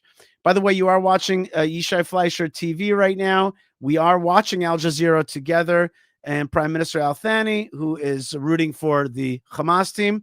I want to remind you that you can super chat right now. When you super chat, that makes it easier for me to read your comments and supports the show and gets your voice out there. It's a great way to do it. And I also am being adjured by my producer, Yo, to remind you that we go live every Sunday. Who knows, maybe we'll go live even more, but in the near term, on Sundays, we go live. It's great to have you with us from all over the world. Please let us know where you're from. Send your blessings. And you are, of course, sending blessings to Israel. I am broadcasting from Judea, Israel, from the heartland, and I'm sending you blessings back because that's the math. When you send blessings to the land of Israel, you get the blessings back. That's the biblical math. Don't forget that you could also support the show through buymeacoffee.com/Yishai, or support our projects to beautify the land of Israel and strengthen it at fightforisrael.org. You can like, subscribe, comment, become a member, and check out our web store. Let's get back to Al Thani in Qatar, and Al Jazeera. As countries, we exert all our efforts to put something that at least achieves and guarantees this right for the Palestinian people. How did you understand Israeli Prime Minister Benjamin Netanyahu's haste in approving the president's plan? In your view, does this represent an official Israeli adoption of the plan? والله شوف أخ جلال يعني الأمانة إحنا عندنا خبرة يعني. Look, Brother Jalal, from our experience over the past 2 years regarding the approval, sometimes we hear one thing in the media, and at the same time, we hear other contradicting statements. The American side informed us that the Israelis agree with what was presented exactly as it was. But for us, the issue is how to deal with the situation in a way that the decision taken by our Palestinian brothers takes into account the existing realities. بهذه الاعتبارات اللي موجودة والمتغيرات اللي موجودة اليوم. I'm not sure what you just said. All I heard was that that sometimes Israel agrees but doesn't actually agree in principle. Well, I think that's partially true because everybody's got to appease a lot of players. But I mean, if anybody's talking out of two sides of their mouth, it's the Qataris. If anybody's brilliant at having both sides of hosting Trump and loving Trump and yet promoting an anti-America agenda in American campuses and British campuses, and this very Al Jazeera that we're watching is one of the most anti-Israel networks out there. So, I mean, if anybody knows how to recognize speaking out of two sides of the mouth, these guys have two mouths. You know what I mean? They just have two mouths. I actually think I saw his mouth move to the side a little bit when he was talking about Netanyahu. Did you see that? His mouth a little bit moved to the side. It's like he was like, I'm now going to talk about it out of this side of my mouth. It's literally, like the expression, both sides of the mouth. I think I actually saw that. I visualized that. In any case, still very interesting to me how he answers these things. But I think you see, along with me, in clarity what he's striving for. Let's keep watching. Do the provisions of the plan correspond with what you said, Mr. Prime Minister? That is, ending the war and ending the suffering of the Palestinian people? Wait, once again, look at the text. Qatari PM, we have made every effort to establish a track that recognizes rights of Palestinian people. Okay, that's what they're about. I mean, on the other hand, it's like saying, duh. I mean, what do you want? These are like the representatives of the Muslim Brotherhood of Hamas. So what are you so surprised about? I'm not surprised about it. I just want to show you what they are saying so you could hear it for themselves. This is their broadcast track. This is in their language. This is out of Qatar. This is the Qatari Prime Minister. He's telling you how he sees this whole thing. The issue of ending the war is indeed clearly present in the plan.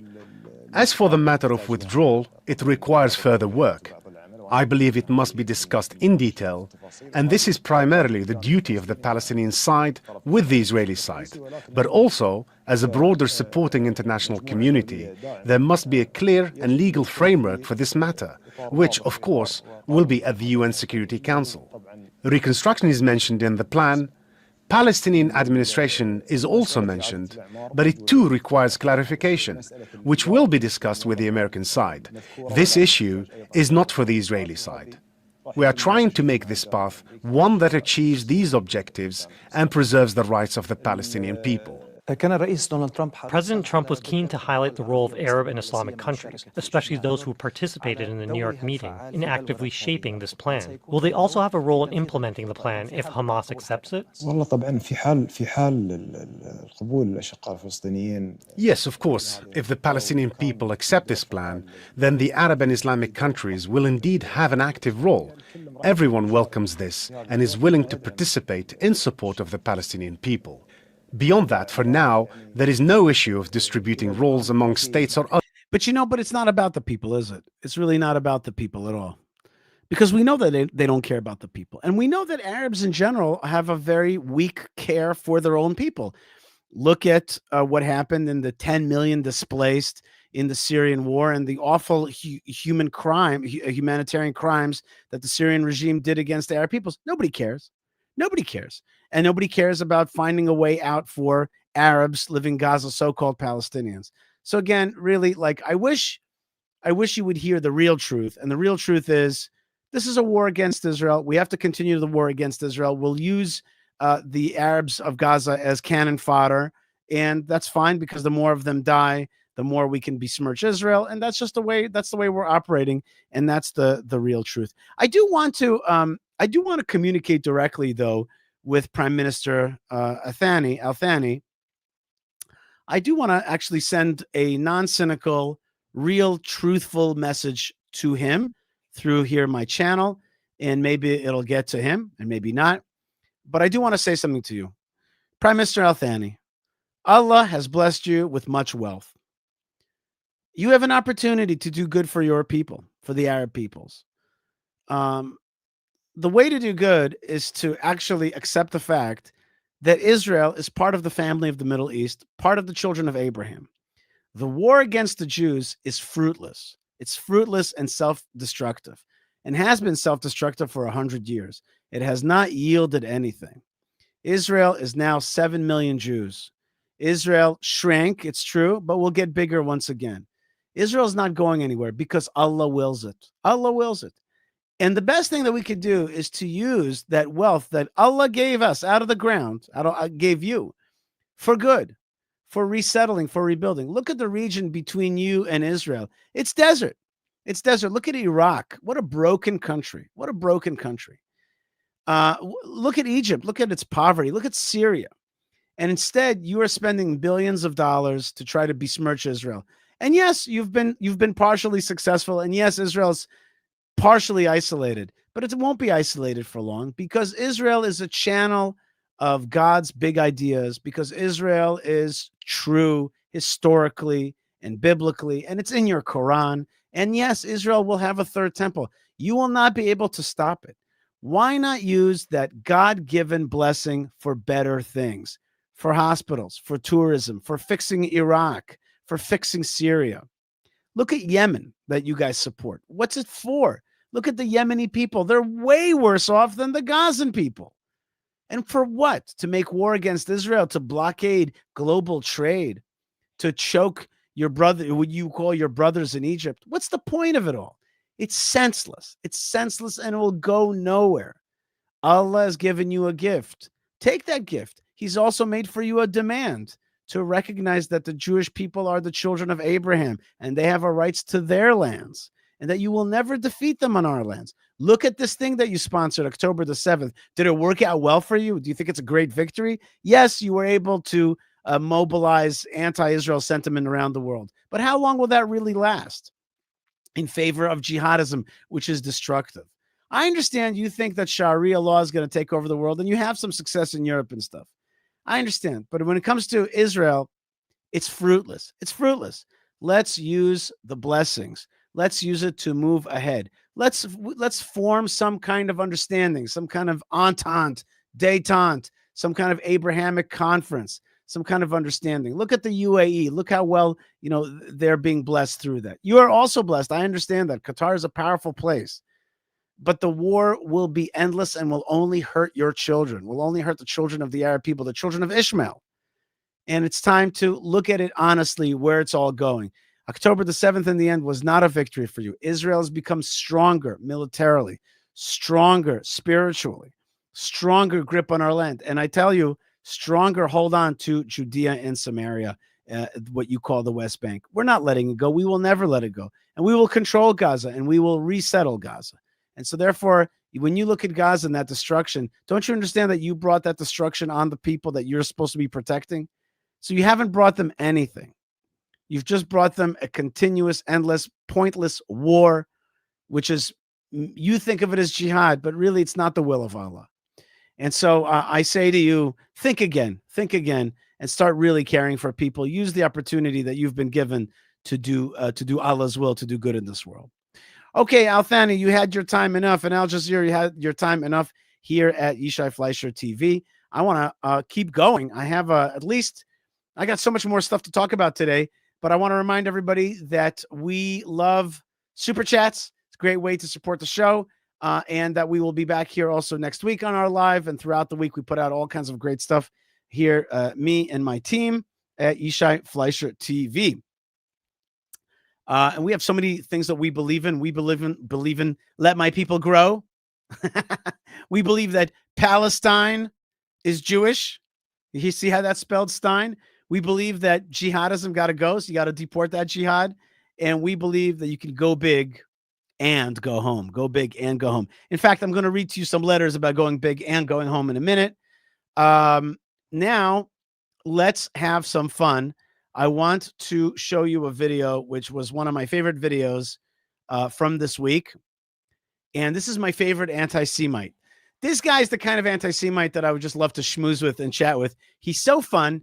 And he's as opposed to being crazy, there's something kind of like, he has a kind of rational, calm, and smiley face. Of course, I'm talking about Nick Fuentes, who's got some serious issues and anti-Semitism and other anti-isms. But he is, to me, entertaining. And this is one of the most entertaining of these videos. Here's Nick Fuentes on Jews controlling the world. Let's watch that together.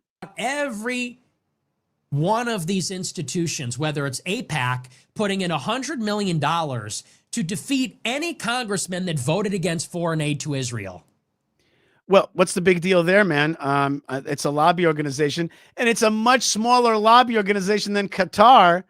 Where are you? I don't hear you, Nick Fuentes, yelling about Qatari influence when we know that they have like at least 10 lobby firms that work for them just in Washington, D.C., and they're spending billions in American campuses and American real estate. Like $100 million is a joke.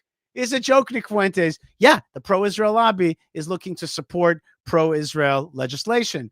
Personally, by the way, I want to tell you, Nick, if you're watching this, I say this to you with collegiate seriousness. Believe me when I say that here in Israel, people like myself, which are not a minority, a strong voice, believe that we should cut American aid to Israel. Years ago, I've been saying at least change that $3 billion, the name of it. Call it joint defense development. But you know what? Even better, just chop it off completely. I agree with you, bro. Not because I think that it's a lot of money for America or really for Israel, because Israel's national yearly GDP is 500 billion. And so 3 billion is not a lot of money in that. It's that I don't want to give people like you excuse to hate Israel. And so I want to say, you know what? Drop that money. Don't worry about it. It's $3 billion. It's not a big deal. Don't give it to us. I don't need it. I love you. Thank you for all your help. I respect you. I honor you. Thank you for all you've done for me. I mean it. But now we're grown up, thank God, and it's time to stop taking in that so-called aid. We don't need the aid. We could use joint development, but that's for you as well. You don't want to do that. That's also okay. Really. But at the same time, let us sell weapons and other things to anybody, from Russia to China to I don't know what, right? Like, let's make it clear. Like, if we're not on your dole, then we're free to make deals, because part of the deal of being on the American dole is not being able to actually being able to sell arms to whoever we want. So, Nick, like, I get it. I'm with you when it comes to this. You understand AIPAC is the pro-Israel lobby. They want pro-Israel legislation. But you know what? I agree with you that we should stop the receiving aid from the United States, and that'll be great for us. I think that the Americans would be like, no, you need this money, because that's a great way to keep us on the leash. But I would say, and I'm not saying this in an ungrateful manner, I'm saying I'm grateful, but really it's time for Israel to grow up. So I'm in agreement with you. The head of the National Security Council of America was fired because he was working for Netanyahu. He gives the intelligence briefings combining DOD, State Department, DNI to the President of the United States. The Secretary of State, which took over for him and now runs the State Department and the National Security Council, Rubio, is a client of the Israel lobby. Why would you say that? Maybe Rubio is not a client of the Israel lobby. Maybe he and his family are deep Bible believers. Maybe they think that Israel is an amazing thing. Maybe they think that Israel is both spiritually correct, historically correct, and also great ally of the United States. Maybe they think that Israel is one of the only fighting allies. Like the Germans, are they fighting allies? No. UK, are they fighting allies? No. Who do you have in the United States that is willing to fight bad guys, jihadists, who want to, wait, I think the jihadists, they want to topple the United States. I think that they want to do like Twin Towers stuff. Remember that? Remember what they did on the Twin Towers? Remember that? Yo, Fuentes, I think you don't understand. Israel protects the United States of America. Rubio believes in God. Rubio believes in history. Rubio believes that Israel's a defense. Rubio believes it's a moral imperative to defend Israel. I think you don't understand why Israel is protecting us and defending us, and that defending Israel and supporting Israel is actually giving us a blessing and a defense. Looks to me like you ain't got it. You don't understand God at all, do you now? All the social platforms are now run by Jews effectively. I think that's just plain anti-Semitism, isn't it? Major media conglomerates run by Jews. Jews are good at media. You want to make your own media? Do it. You want to make a media that promotes your crud? Here it is. You've got it. Look, you're on Rumble, right? What do you want? What do you even say? You got millions of people following you. What are you complaining about, bro? Jews own everything. They own everything. Is that what you're saying? That is not the truth, bro. That's not the truth. You own America. It's your country, right? But Jews they're powerful because they're godly. They've got that energy. You know what I mean? It's not because we're like kind of conniving cabal. It's because we're good at what we do. And right now, your country has been welcoming to us, and it's been a blessing to you. That's why you're so big and powerful, in part because you've blessed Israel, and Israel's blessed you back. 5 out of the 8 Ivy League universities have Jewish presidents. Doesn't make them very, it doesn't make them very Jewish. It's like they're liberal and progressive. That's a different problem. Everywhere you look, they have increased their control, their stranglehold over elite society. Now, wait a minute. You didn't prove anything about stranglehold. You just said that there are Jews in power. But where's the stranglehold? Like, how do you prove that? You haven't proved that. They're there. And here's my question to Nick Fuentes. Let's say you're right. The Jews are powerful. They've always been powerful. And so what? What's your proof that is a bad thing? Because it's not your thing? Because it's not controlled by, I don't know, you're a Catholic, by the Catholic Church. Like, what's your point? You guys had your chance for 2,000 years. Is it my fault? Is it my fault that the Pope, the last Pope was woke? Is it my fault that Rome does not control the world anymore? What do you want? We're back. We're strong. I don't understand your point. What's your point? That Jews are powerful? Okay. But where's the bad in that? What, Rome is gone? It's gone. What is your assessment exactly? Let's say Jews are powerful. Duh. Like whoop-de-doo. That's not a big news flash. Where's your assessment? Where's your proof that that's bad? Society. And when they win these wars, and now this is my favorite part. This is my favorite part. This is the part that actually gives me a smile on my face. Look at Nick Fuentes's very capable and correct assessment of what happens when Israel wins in the Middle East. I love this stuff. I love this, man. Sometimes, you know the old joke, by the way, do you know the old joke that there's inside the concentration camp, a young Jew sees an old Jew reading like Der Stürmer, one of the Nazi newspapers. And the young Jew comes up to the old Jew and he says, "Why are you reading Der Stürmer? We have our own papers. We have our own Zionist papers. We have our own Jewish papers."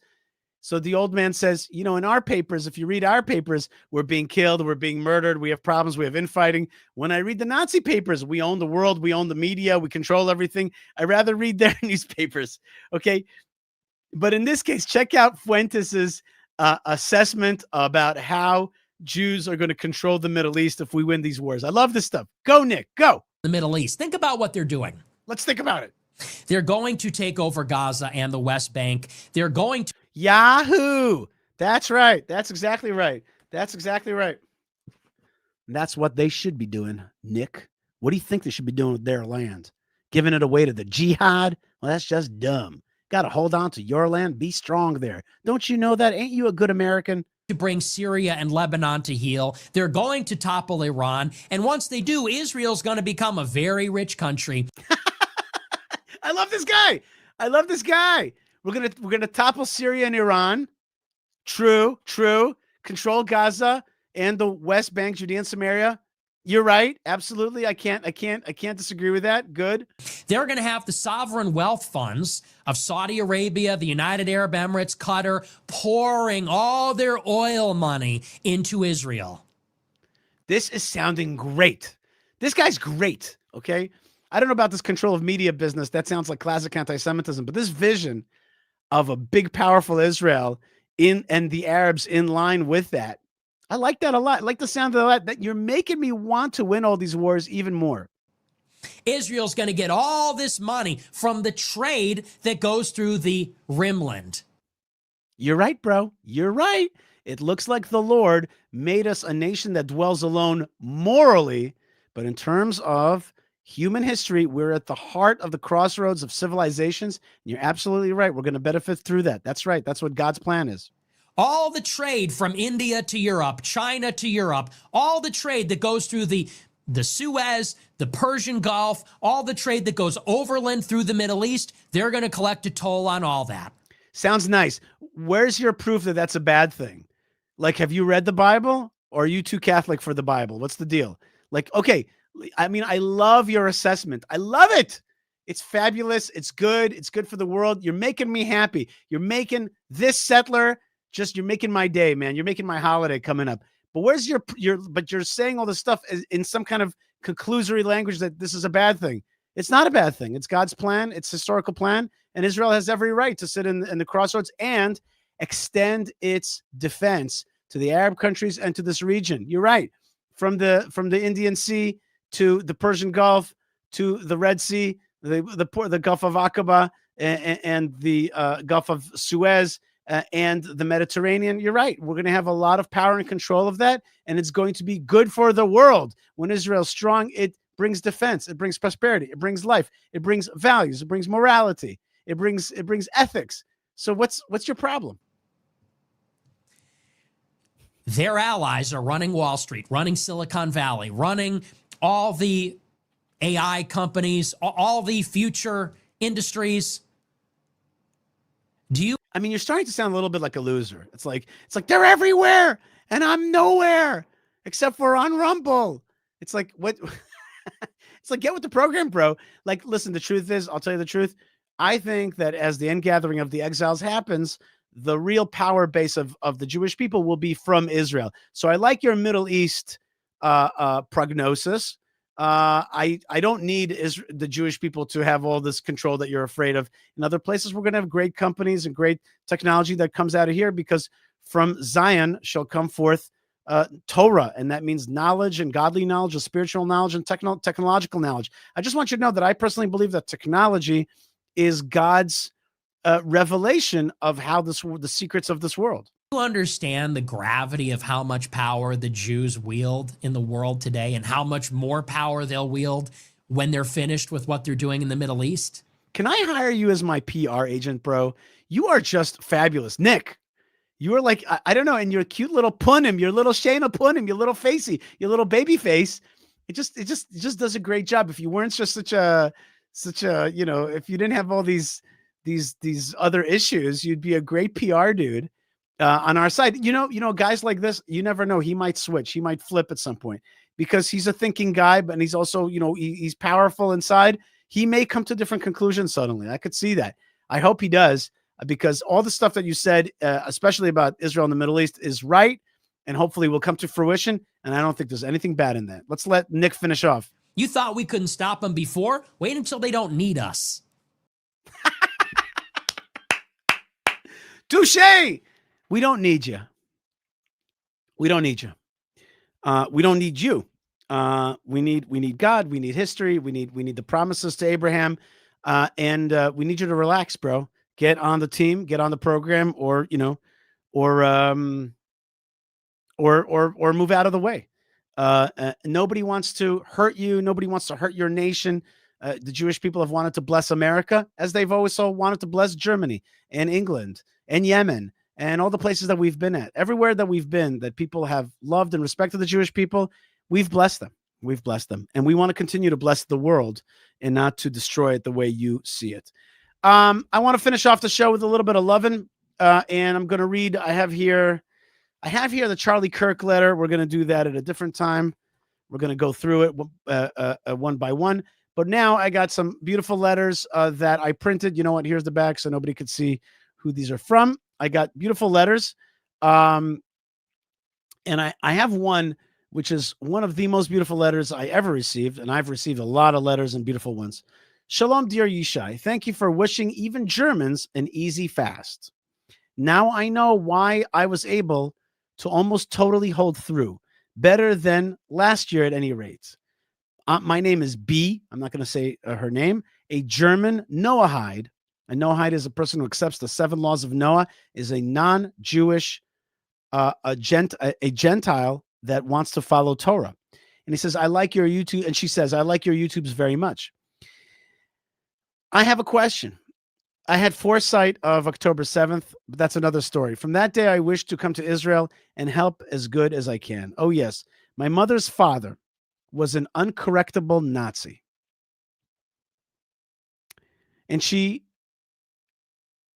My mother's father was an uncorrectable Nazi.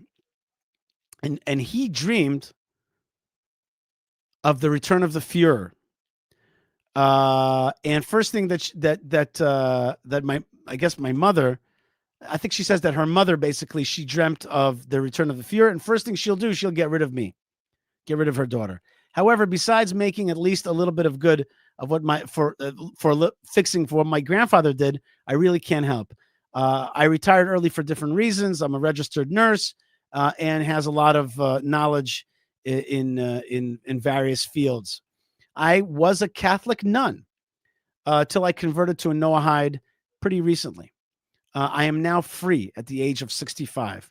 I would like to work with a charity with a family. So here's a woman who is a German, a Noahide, a former nun, comes from a Nazi background, and is part of our effort here to broadcast at Yishai Fleischer TV to the world the light of Jerusalem, the light of Israel, and is trying to fix the sin of her grandfather, who was a Nazi, and that is really the world being fixed. Isn't that amazing? Isn't that amazingly beautiful? And I read you only part of this letter. Here's another letter. Hi, hello, Yishai. My name is B also, and my parents moved our family from Israel to the U.S. when I was 9 years old. To this day, by the way, I also moved when I was 8 years old to America, so I understand that. To this day, at 63 years old, I can say that my heart never left Israel. There is a connection to the land that I can't explain, but is there nonetheless. I appreciate you and so glad to have found your YouTube. Clearly, your life has deep-rooted meaning. You know what? When I read this line, I teared up a little bit because the truth is, I think it does. I think that I'm living a life with deep-rooted meaning, and I really want to share that meaning with others. You exude such a clear, powerful energy that I envy. I've been thinking of coming home, but don't know how to go about such a journey. When I get there, I would like to be involved in such a way as to feel the connection, to be able to be of service, and ultimately feel like my life has meaning. I hope it isn't too late for me. And any feedback from you would be wonderful. Thank you so much for reading my note. B. So here's a second person who says, like, I'm older now and I want part of it. I want to do good. I want to volunteer. I want to find some way to connect and to have my soil underneath my fingers. I want to dig in the ground. I want to be part of it. I want to help the Jewish people. I want to help Israel grow. And I love that. And that's from all over the world. So this person is presumably Jewish. Here's one more email. Shalom uvracha. This is from a Jewish person. My name is Jay. I live in Israel, and I made Aliyah 17 years ago. I'm sure you don't remember me, but we met at Terminal 1 when we arrived. You interviewed me. Bibi Netanyahu was speaking at the reception. You gave me a huge bear hug. It was very nice. Anyway, may I ask you for some assistance? I have a client who quoted you, and I'm not sure how to respond to him in a respectful, thoughtful, and meaningful way. I want to explain to him that while you say that Charlie Kirk is a man of God, I love your videos, by the way. I watch them all the time. I learn a lot from you. That does not mean that you believe in Christianity. Can you help me explain to him why that is? Thank you. Appreciate your time. Happy to buy you a coffee, says Jay. The answer is very simple. We all have our, of course, as I say on my shows all the time, this is not a Christian show in any way. We are a Jewish show. We're not a Muslim show either. This is Judaism, Torah for the nations from the land of Israel. We have a pathway for Gentiles called Abrahamic. We love very much. We have a heart for the Gentiles of this world. And Charlie Kirk had a lot of love of God, love of the Bible, love of Israel, love of family, anti-jihadism. And so he was in many ways an emissary of broad messaging. In his letter, he says that just through TikTok, he reaches billions of people monthly. So he certainly was an emissary of values, of faith, and of godliness. We agree to agree. We agree to agree. We agree to agree on a lot of the Bible, the Jewish Bible we agree on. The Christian part, I can't agree to that. I'm not a Christian. I don't believe in Christianity, and I don't believe in the veracity or holiness of those texts. But I have tremendous friends and friendship, tremendous friendship with non-Jews, with Christians around the world that are part of the story. We agree to agree. We agree on so much. We agree to deal with our disagreements and put them to the side. Being a person of God doesn't mean that it's all, that you can't. I could talk to a Muslim about God. I could talk to a Christian about God. I could talk to a Buddhist about God. We of course we have to have a spiritual language. People of faith today are on one side of the aisle, and people who have no faith, atheists and godless people, are on a different side. Today, that is an axis. That is a alliance. It's an alliance of people of God. And there's no question that Charlie Kirk was a person who was allied with us. And by the way, you know what? I'm just gonna have a little fun here for just a second. I wasn't planning on this, but I just want to show you something. Hold on one second. Here it is. I want to show you that I had the great merit of actually touring Charlie Kirk in Israel, in Hebron. And there are some pictures that I haven't shared yet. There's a few here of him that you've seen. I took a few pictures at the same time. So here's him. I took a few pictures, one after another. Here's the picture that kind of went viral. Okay, I took all these pictures. Look, there's this one where the flag isn't curved. And here's another version of it that I made. Here's me with him. We took a short video of me standing with him. And together with our friend Matan Peleg. And here he is. And here's this picture. Look, this picture has never been released. This is a picture that's never been released. And look at this one. Look at this picture. It's never been released yet. I was thinking about releasing it this week.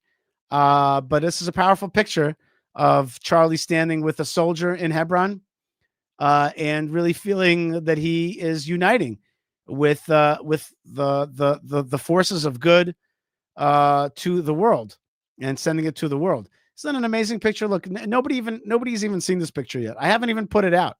But I will put it out. I will put it out this week. Hopefully. This is a very special picture that you're really getting to see for the first time here.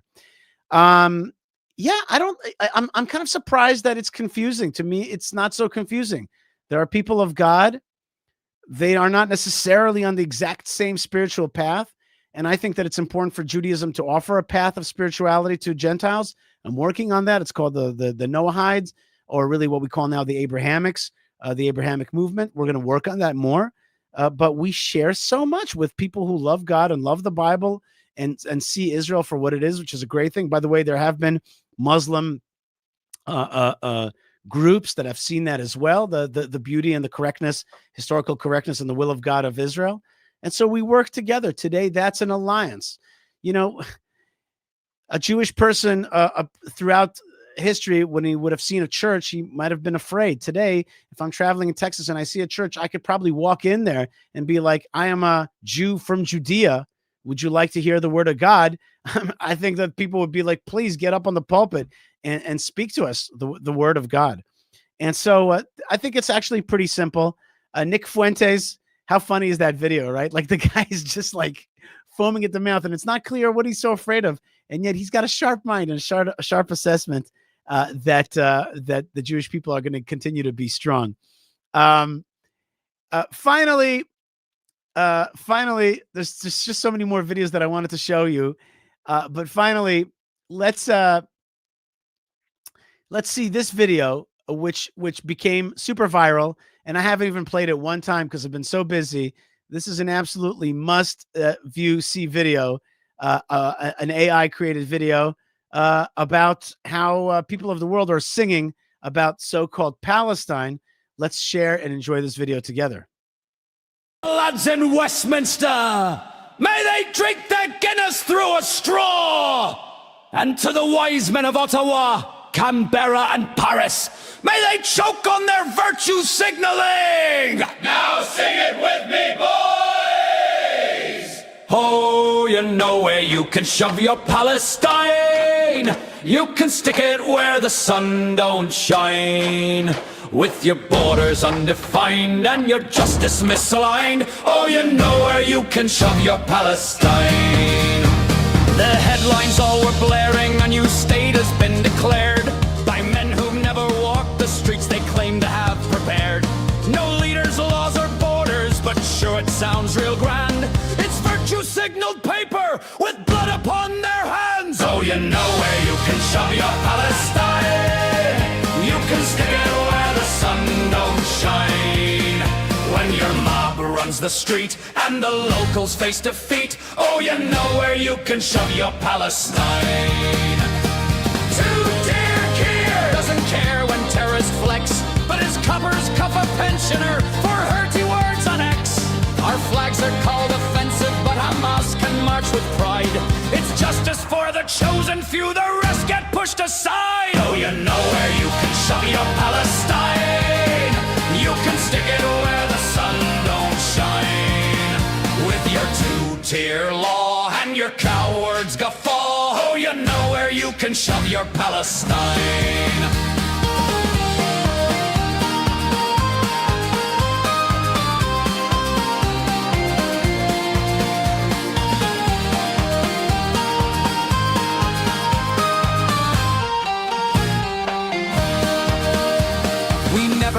For Palestine, it's not our daily fight. We want our towns kept peaceful and our families safe at night. But mobs parade their foreign flags and terror fills the square, while leaders scold their own folk as if we weren't there. Oh, you know where you can shove your Palestine. You can stick it where the sun don't shine. For your hostages ignored and your terror mobs adored, oh, you know where you can shove your Palestine. Oh, you know where you can shove your Palestine. You can stick it where the sun don't shine. No more hot air party hack. We will take our country back. Oh, you know where you can shove your Palestine. Oh, you know where you can shove your Palestine. You can stick it where the sun don't shine. No more hot air party hack. We will take our country back. Oh, you know where you can shove your Palestine.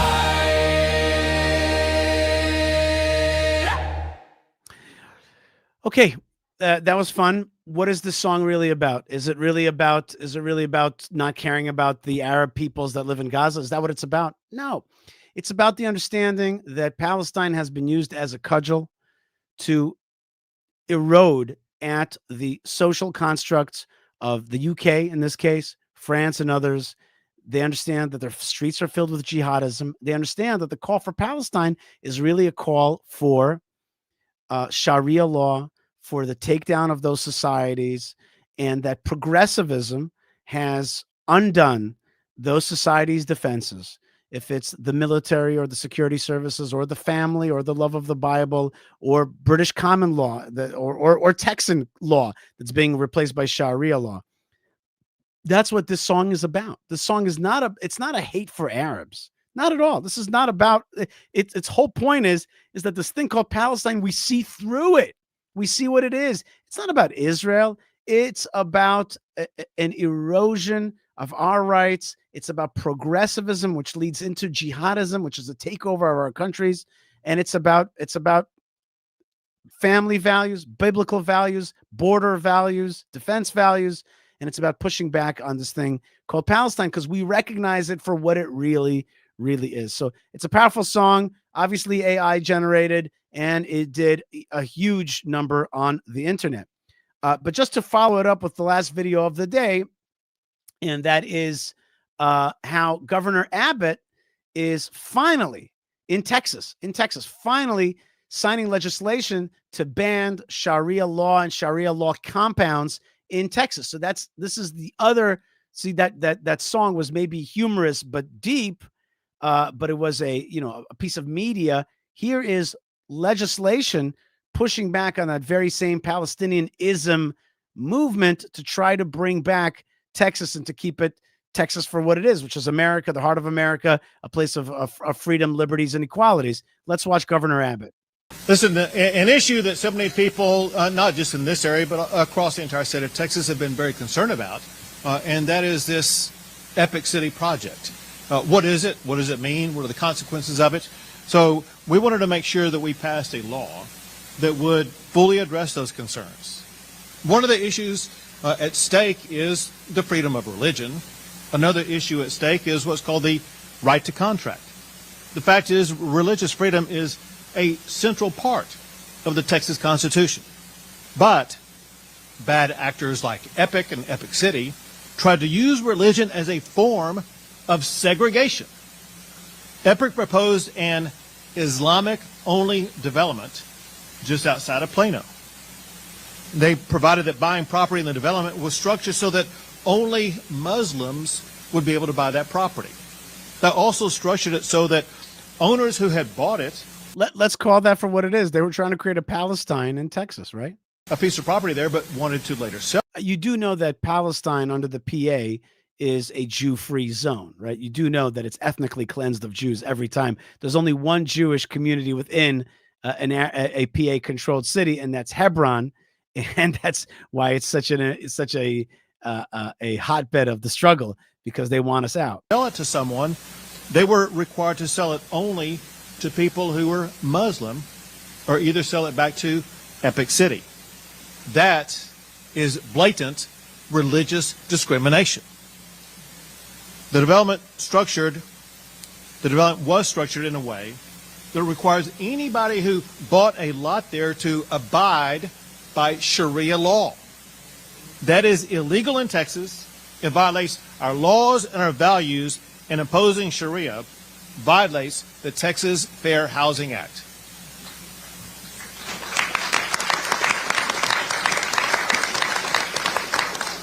It also violates. I'm glad that Governor Abbott finally woke up to deal with this problem. We were going to have jihadis in Texas. That don't make no sense. The law that I'm about to sign, because the law by Candy Noble and Angela Paxson comprehensively addresses not just Epic, but also any compound like Epic, making sure that these compounds will not be able to be built in the state of Texas. This law prevents them from creating no-go zones. It prevents them from selling or renting land only to people who follow Islam. It prevents them from controlling who a buyer can sell their property to. It requires disputes to be resolved by Texas law and Texas courts, not Sharia law. And if you think about it, it's not really that different than like one of these compounds, like the what was it called? What were those Texan folks called? I forgot the name. The Koresh, Branch Davidian. Is that what the name of it is? Like these people, they stop following the laws of the country, of the land, and they create their own thing. And it's dangerous. And you know what they want? They want to take over Texas. They want to take over America. They want to destroy its institutions. They want to tell you that this stuff is racist and you're an Islamophobe. But actually, we're just jihadophobes. We totally understand what's happening here.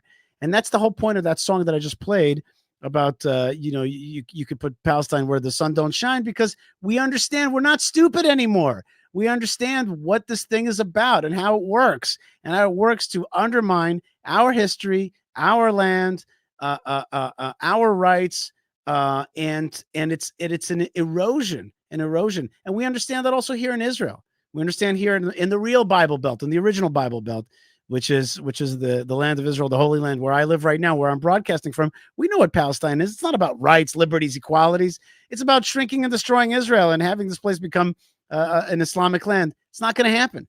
It's not going to happen. We recognize you for what you are. We've fought with you for 100 years. We'll fight with you for the next 1,000 years if we have to.